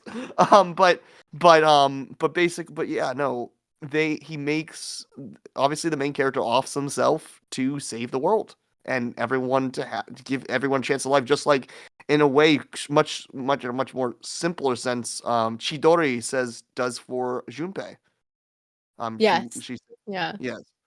Yeah, because So we actually yeah. I sorry, I just yeah, I wanted to kind of like go off of I think the something that does kind of connect both like Christianity and Buddhism and really like any religion at the end of the day is like this need or like this feeling of like you want to be helping others because you know what it's like to suffer, Hmm. you know, that kind of thing. So it's just like, how can we show compassion to other people and try to make things better for everybody, even though we are suffering? But at the same time, like other people are suffering as well. But like together, like we can create like more beautiful like outcomes, that kind of thing. Yeah. And Yeah. I feel like and I feel like then now we can finally bring out the big thing that from Kawai's book that I think gives the answer to all of this. I mean, it's not about sacrifice, but it is about so what did you think about what Kawhi said about suicide? Yeah, I thought it was just like really beautiful about the whole like when you when you don't focus on yourself, right? But basically like how going back to like what I was talking about like with both Buddhism and Christianity is that like when you're focusing on things outside of yourself, like it it frees you to be more compassionate, to be more empathetic, and at the same time, because you are distancing yourself from like the difficult times you're going through, it makes life a little easier as Mm-hmm. well. It makes Mm-hmm. going through it easier. And that Mm-hmm. and and that's why like I think a lot of us like at least for me personally as well, it's like when I try so hard to feel like I'm counting my blessings. Like, what am I grateful for? Because when I focus on those things, it makes a lot of the difficulties I face much more manageable. Like, it Mm-hmm. doesn't eat away at me as much Mm-hmm. when I focus on Yeah, things outside of me, like people outside of me. Yeah. definitely. And I feel like, so obviously the big point is that saying you want that when people, the whole point with the Persona 3 is sort of wish for death. But that Kawai says that the Japanese ego is so weak that actually wishing for your own death actually can be helpful and lead to rebirth of the self, which is exactly what Yeah. happens with the evoker. Literally, they are constantly recreating themselves every time, which is why life is transient in Buddhism, constantly recreating themselves every time they use their evoker, constantly being Mm. reborn in a way. When Makoto summons Orpheus, all of that, they are constantly accessing the unconscious, and it's sort of why, in the sense, why Koromaru, I mean, I guess doing I guess thing, but Koromaru is just much easier access to his persona because he's much more closer to the unconscious because he's just so primal that he just has power to that Yeah, strong yeah. will. That strong will. We'll talk more about that Mhm. when my Koromaru video when I actually decide to really work on it. I do want to That's do it though. cool, yeah. Yeah. That Koromaru. But yeah, what do you say about? I guess does it make sense when when Kawhi says when the Japanese person says they want to die, it actually means they want to live? Yeah, yeah, that was huge. So it's like, yeah, so like in that chapter, he was talking about how like one of his clients was saying like the only way, like in hindsight, the only way they were able to express their desire to live was to tell him that they wanted to die. And the thing about like for Kawhi is that like going back to how I was talking about before, like suicide is much it seems much more taboo in like the West to even like talk about. Because when I think about it, like there's a lot of the way like we're supposed to report like as a social worker, like I was trained to be a social worker as well, like the way you kind of sometimes report things is that like you have to be very conscious and careful about like the people who reveal to you that they want to take their life because that's just the way that like the practice works in a lot of like Western countries. But like I Kawhi thought it was says, so but Kawhi yeah, says I like how like you should let it through. You should let them yeah, take it. yeah, like I like how like Kawhi, I think a lot of Westerners might view that as like how could you possibly let someone just kind of go like that? Like just let them talk and consider like those thoughts, but it's like yeah, for a lot of Asian or Eastern cultures or societies, like that's how we process it. Like we are different from you guys. The way we view the self and stuff like ego side is more attuned with the Asian view of self in the first place. We don't have a strong view of the self.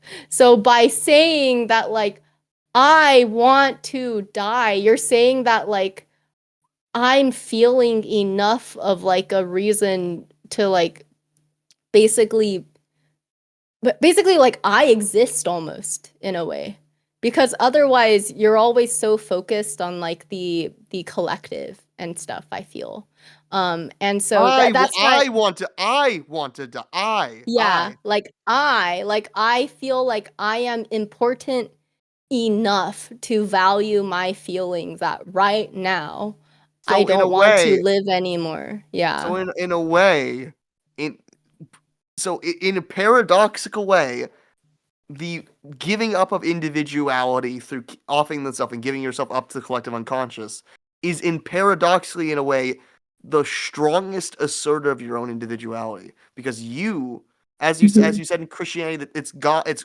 not for you to take your life, it's for God to take your life.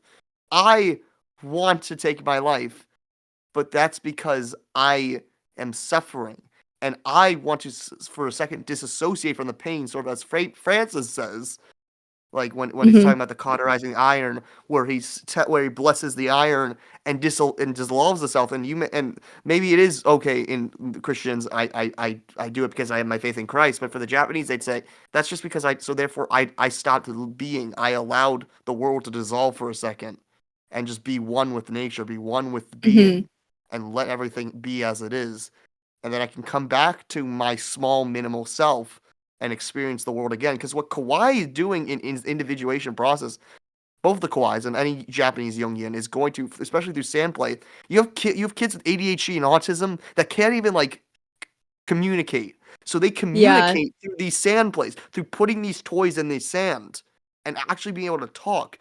So Kawhi doesn't want you to necessarily like fucking wake up, get out there. He just wants you to exist.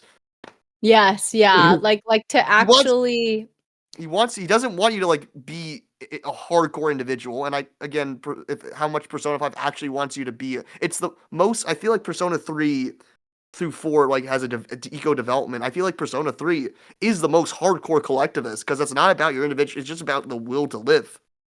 yes. Yeah. It's like because like Persona 3 is also the most about like the bonds of my friends Exactly.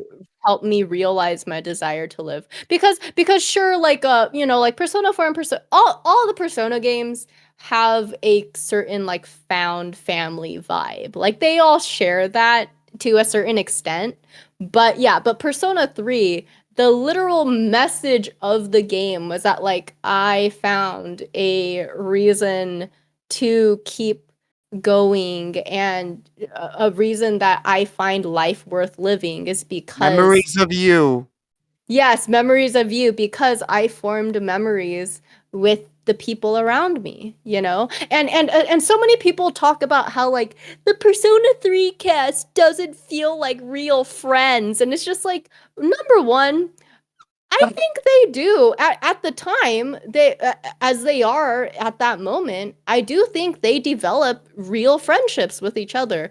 But the thing I think a lot of people um I mean, I think Yukari what and they Mitsuru seem pretty hard girlfriends right now. I mean, yeah, yes. And clearly like certain groups of them clearly like become even more friends with each other than others. Like they all have their, I don't want to call them cliques, but like, you know, they they do get have their along with honestly, the way the different groups form, like the different groups form when Igus has to fight them all in at the towards the end of the answer. uh-huh. That sort of like sort of feels like the cliques. Yeah, Ken's clique is with the dog. That's just what it is. Oh no, Junpei's is. Oh Junpei. Yeah, yeah, Ken is with Akihiko. Yeah. Okay. Oh yeah, Yeah. You're right. Junpei's with the Goromar. That's it. Well, Yeah. yeah. Um but yeah, like I just find it's so cool that like Persona 3, yeah, like I think a lot of people, because I resonate so strongly with Persona 3 is because so many of like my past life experiences as well, it's like a lot of the friendships and the people I feel so grateful to have met and experienced something with is that like our time together was short. Like especially some things I did was like different wilderness backpacking like expeditions, and for a lot of them we're only together for like 2 or 3 weeks total. And it's kind of like that thing of like you really learn to be here in the present, be here now. And like Buddhism is very much like that because it's all, everything is transient. So just enjoy the time, enjoy where you are now, right? Enjoy Exactly. the present. And Yeah. I love that part about, I think, Persona 3 is that like it doesn't really matter at the end of the day if they continue to be like best friends for life, you know? Like especially because like so many of them died, like Shinji and the MC and stuff. That's not the main point. The main point is that like that year, that one single year, we enjoyed our time Yeah. Yeah. Yeah. Exactly. It was very much. I mean, it was sort of like you don't need to be like, okay, Persona 4, they're all like in each other's faces making out with each other, but not actually. See, they secretly wanted to make out with each other, wanting to make out with each other. But Persona Yeah, 3 is they're like, no, very they're all close. very like, they're very like, and then you get that with the Persona 5 cast a lot more. Like, I think Persona 5 Strikers, they really get to hang out in Strikers, and that's awesome. But Yeah, and Strikers was fantastic. job, yeah. And I mean, Royal. There's definitely some more also hangout scenes in that. But Persona 3, like, Mhm. yeah, they're all more standoffish. But if how downtrodden they all were by his death means anything, how much they truly care about each, how much the fact that the bad ending is, I mean, yeah, obviously taking away one's memory, memory of anything, even of clearly of a lot of suffering, a lot of bad things happened during the memory. Like, oh, I Mhm. get to forget that Shinji died. Like, in a way, there is a lot of similar, even though if it ends in death. There's a lot of similar between that and Persona 5 Royal. Spoilers right now. The what happens Yeah. Mhm. with the third semester, like about living in a life of perfect bliss. Like, but Mhm. you forget everything. But there they get, but like you still forget everything that happens. So the forgetting all of your suffering, forgetting what happened in your life, and forgetting each other. Like, okay, at least Persona 5 Royal, they get their friendships. Like, it's perfect. But you're like, they don't remember each other. Yeah. Yeah. That's the huge trade-off is like Persona 3 is that like can you really consider it like living because right at the end of the day like everything is transient. You're never going to be the same person you are like 10 years from now than you were 10 years prior, right? But the one thing you can always hang on to or hold on to is like the memory of the things. So it's just like, yeah, it's just like if you take that away, then that I think that's why also like memory things are so like crazy in like memory disorders are some of the most disruptive things to someone's quality of life ever.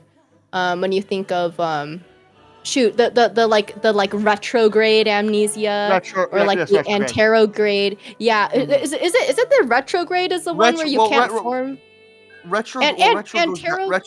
Anterograde goes forward. Retrograde goes back. Is retro, like, goes back. Oh, Or right. Okay. In anterograde is the one where you can't form new Antero ones, go, right? yeah, yes, yeah. I believe Okay. if we're wrong, but either way, You, one's you this guys will know what we mean, even if we're wrong with the terminology. no, Basically, the it is those two. condition. Yeah.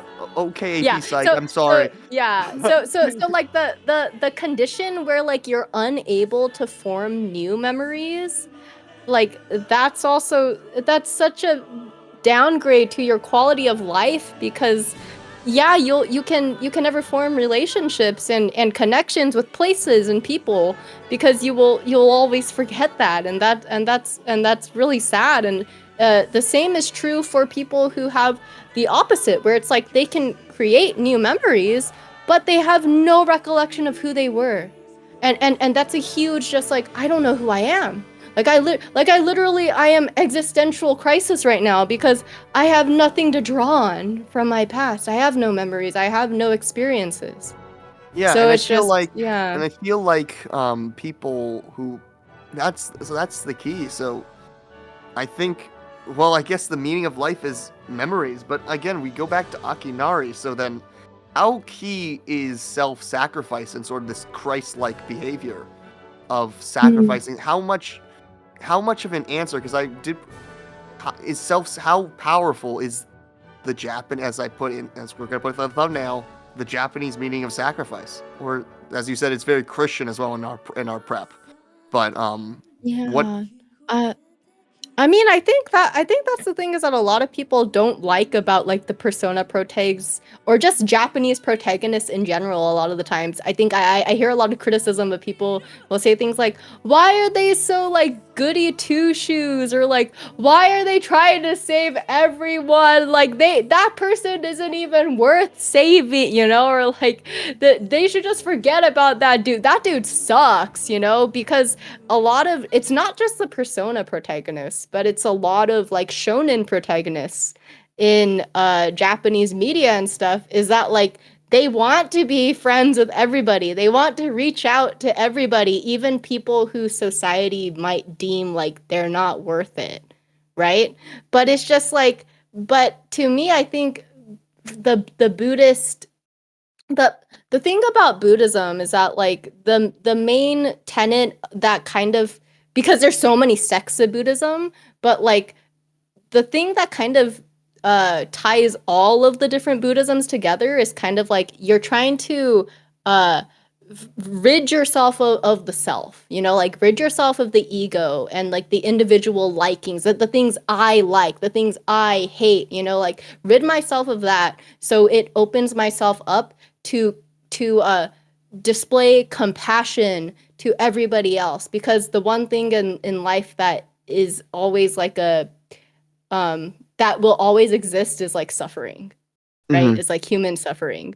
But mm-hmm, like what by displaying compassion to other people, and we display compassion to each other, mm-hmm. basically, like we are able to kind of like overcome the suffering almost in a way, right? Yes. And in that sense, I'm just like, I think a lot of people are just like, why are they trying to be so compassionate to people who don't deserve it? But it's just like, but that's what, even if societies are very secular nowadays, it doesn't take away from the fact that like these religions influence these cultures for Mm-hmm. so long. So it's like even if they might not call themselves Buddhist necessarily, that drive in the culture has that influence from centuries, Yeah. millennia of influence. Yeah. So then what is the meaning? So then what, you gotta answer it right now. Well, we don't. Well, we're gonna try to answer it. Why is Christ? Why Christ? Why did they use Christ? I mean, is so then does Japan need Jesus, or does Japan just need some religion, some meaning? What is the use of Messiah?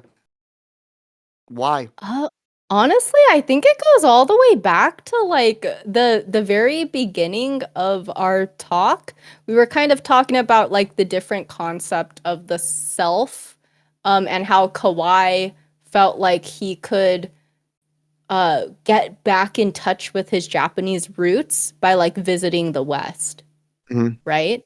And to Yeah. me, I kind of think that like, yeah, in a way, it might not even necessarily be that like the end result is that Japan like right, like needs Christianity, but it's more so that like I think thinking about it, Hmm. and the fact that Christianity is it does emphasize a more like a defined individual like ego, Hmm. right?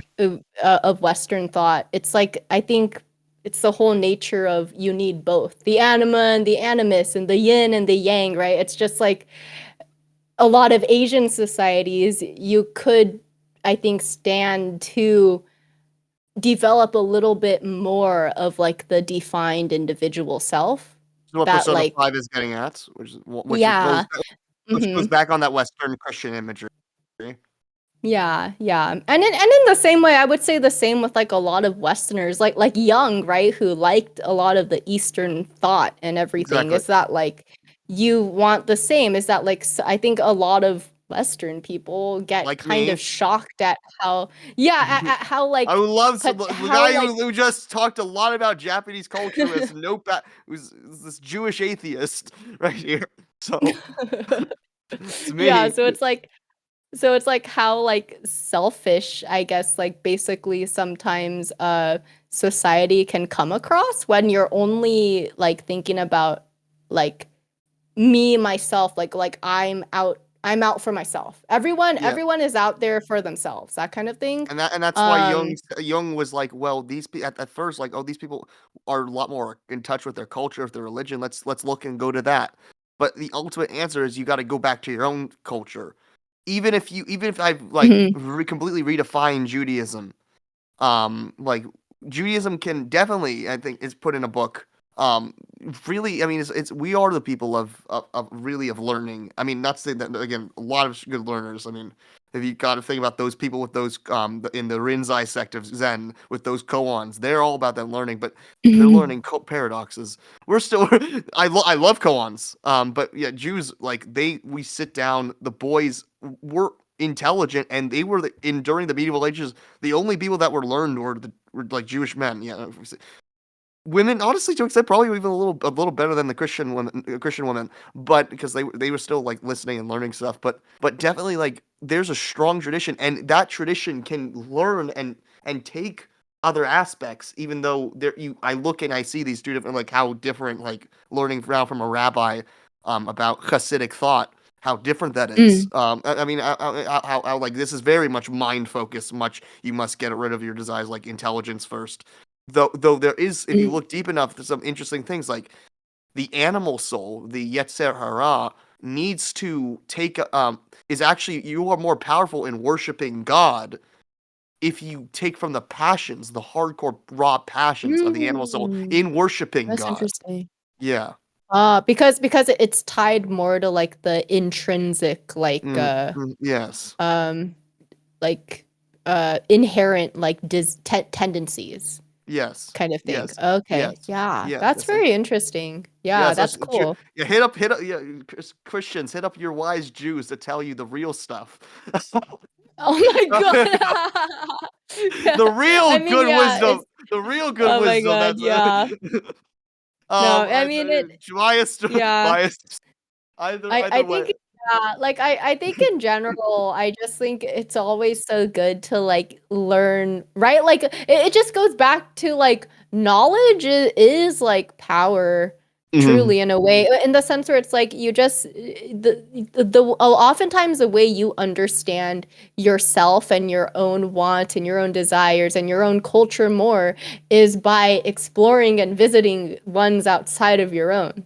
Which is sort of like, I mean, we just talked about this with Roar of the. We just talked about this like with the Roar of the Spark that I still need to. Well, I will definitely upload right after this.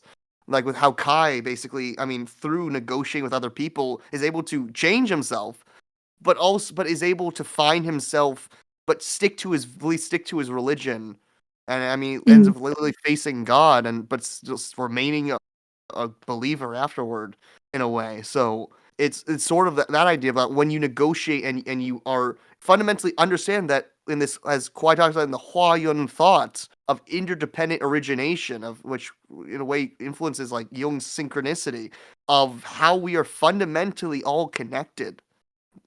Humans Yeah. are social animals, and we live in a society, and when you have the hardcore Western ego that shuts you off and pretends to be, this is why again, it's about Descartes about being this more abstract ego.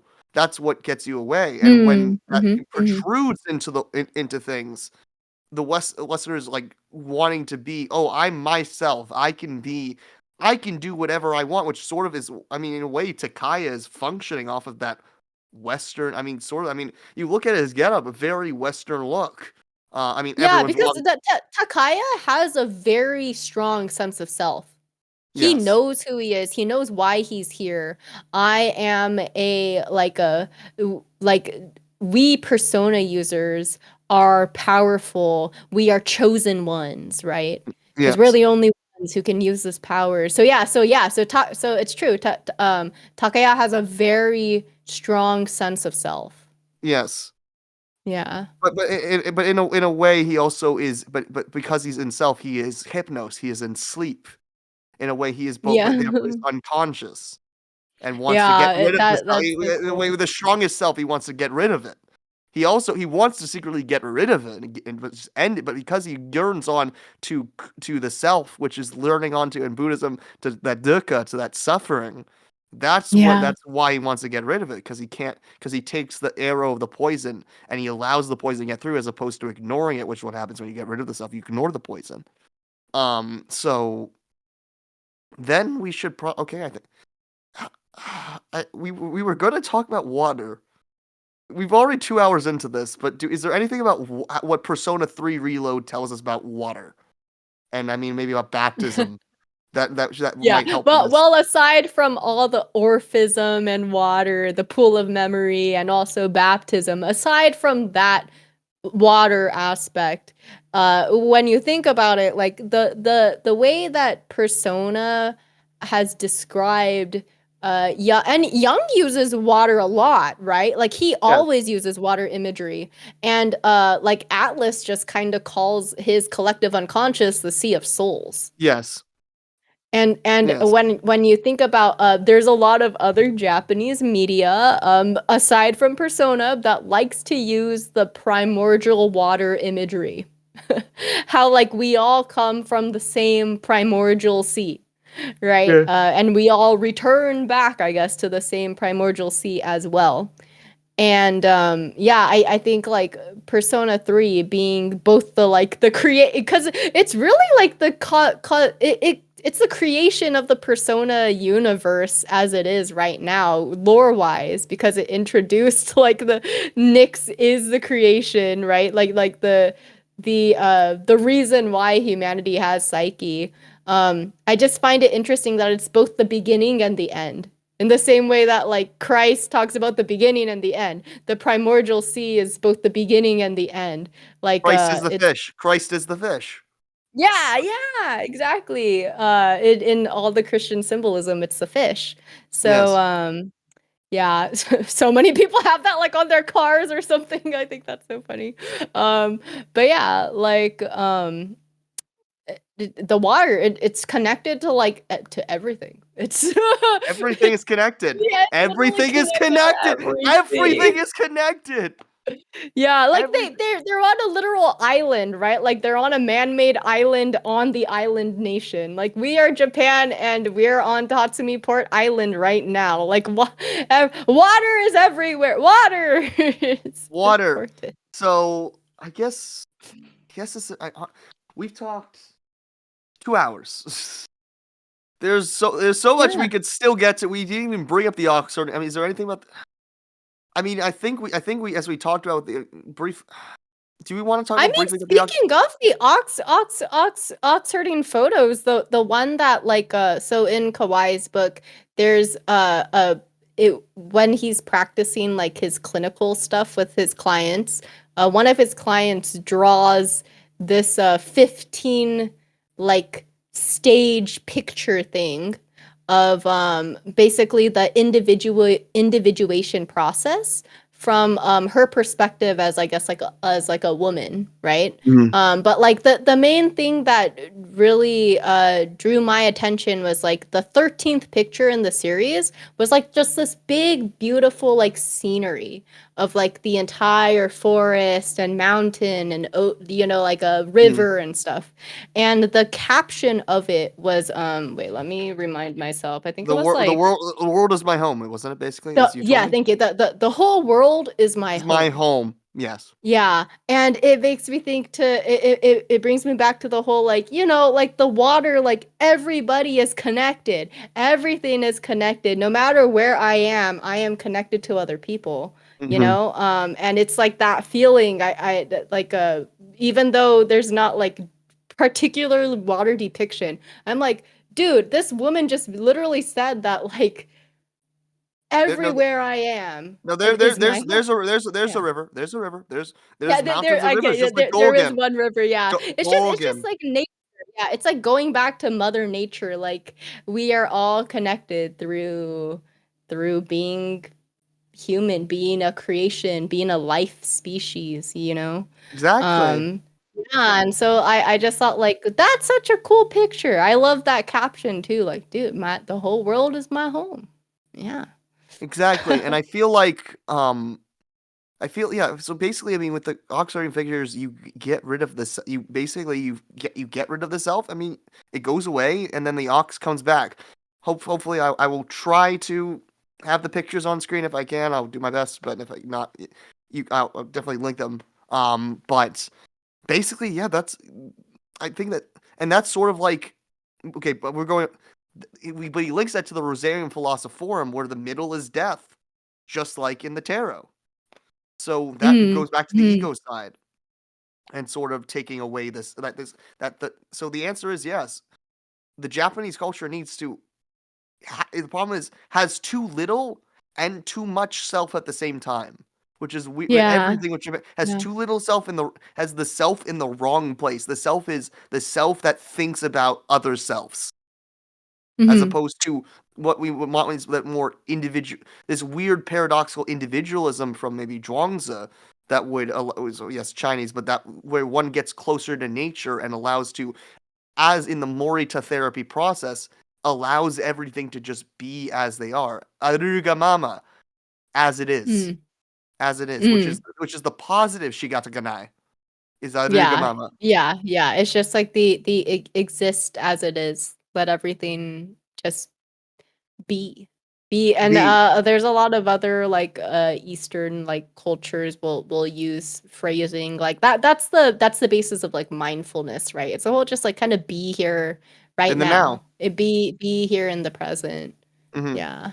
And I feel like a way to end this is definitely to get back to what he says about embracing the suffering of others, because that's it as a whole what is about. It's about in a way the protag is able to embrace the suffering of others by standing in the center of suffering and taking it all in. He literally like I mean he basically sucks in all the suffering in the world. Like, I mean, that is what the seal is. He's literally Yeah. bearing the suffering in his Christ-like fashion Mhm. and He allowing Christ others takes on all the sins, he yeah, of the taking on world. all the sins. He's allowing everyone else to he's not even allowing them to prosper. He's just allowing them to be. Yeah. Yeah, So like I guess what I'm allowing humanity to continue on, basically. I'm allowing them to just continue living. yes, That's what it is. to continue living. Yeah. There's so much more we could still talk about, but I feel like I think we answered it. I think I feel like there's more. Definitely, if you guys have any questions in the comments, I definitely probably should make a follow up video. I mean, discussing more of this, but I think we got to the main talking points. I mean, there's so many other things that could still be brought up. I mean, Jung's Seven Sermons to the Dead, which is a thing. That's a thing. Dang. There's a lot of things that could be brought up, but I think we brought up the main talking points. And I guess do you have any comments? I mean, I thought it was a really good talk, whatever. Like, I mean, if you think there's anything else that we can or should, I'm fine with going on. Or if not, like, I think that we had a good talk too. We brought up like the big things, I think, at I least think on this topic.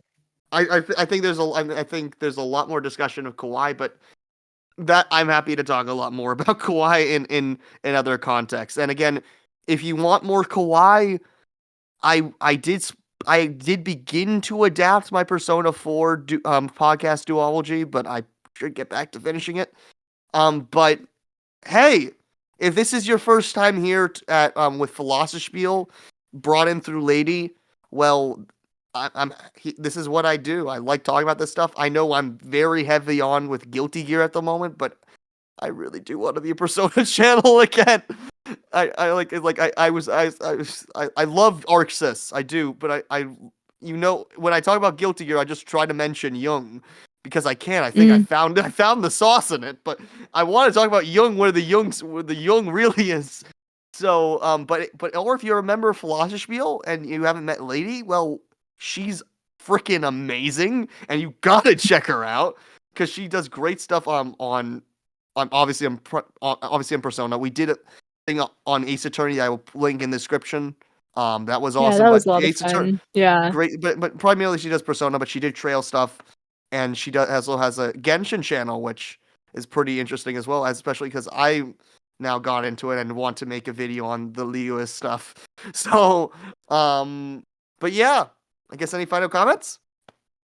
I mean, this was a great chat. Like I find these ideas like really fascinating, and as someone who really, feels that like sometimes like cultural like divide at times, because my father is like a very assimilated like Japanese American, but like my mom was from Japan. Like I just kind of, I feel that like cultural clash a lot. So I love to like actually talk about it. And so it's always very fascinating to like hear about like, dang, especially with like Young, because yeah, like you like know Young so well, and I just love what Young brings to the table through like a lot of the Japanese exploration of Young.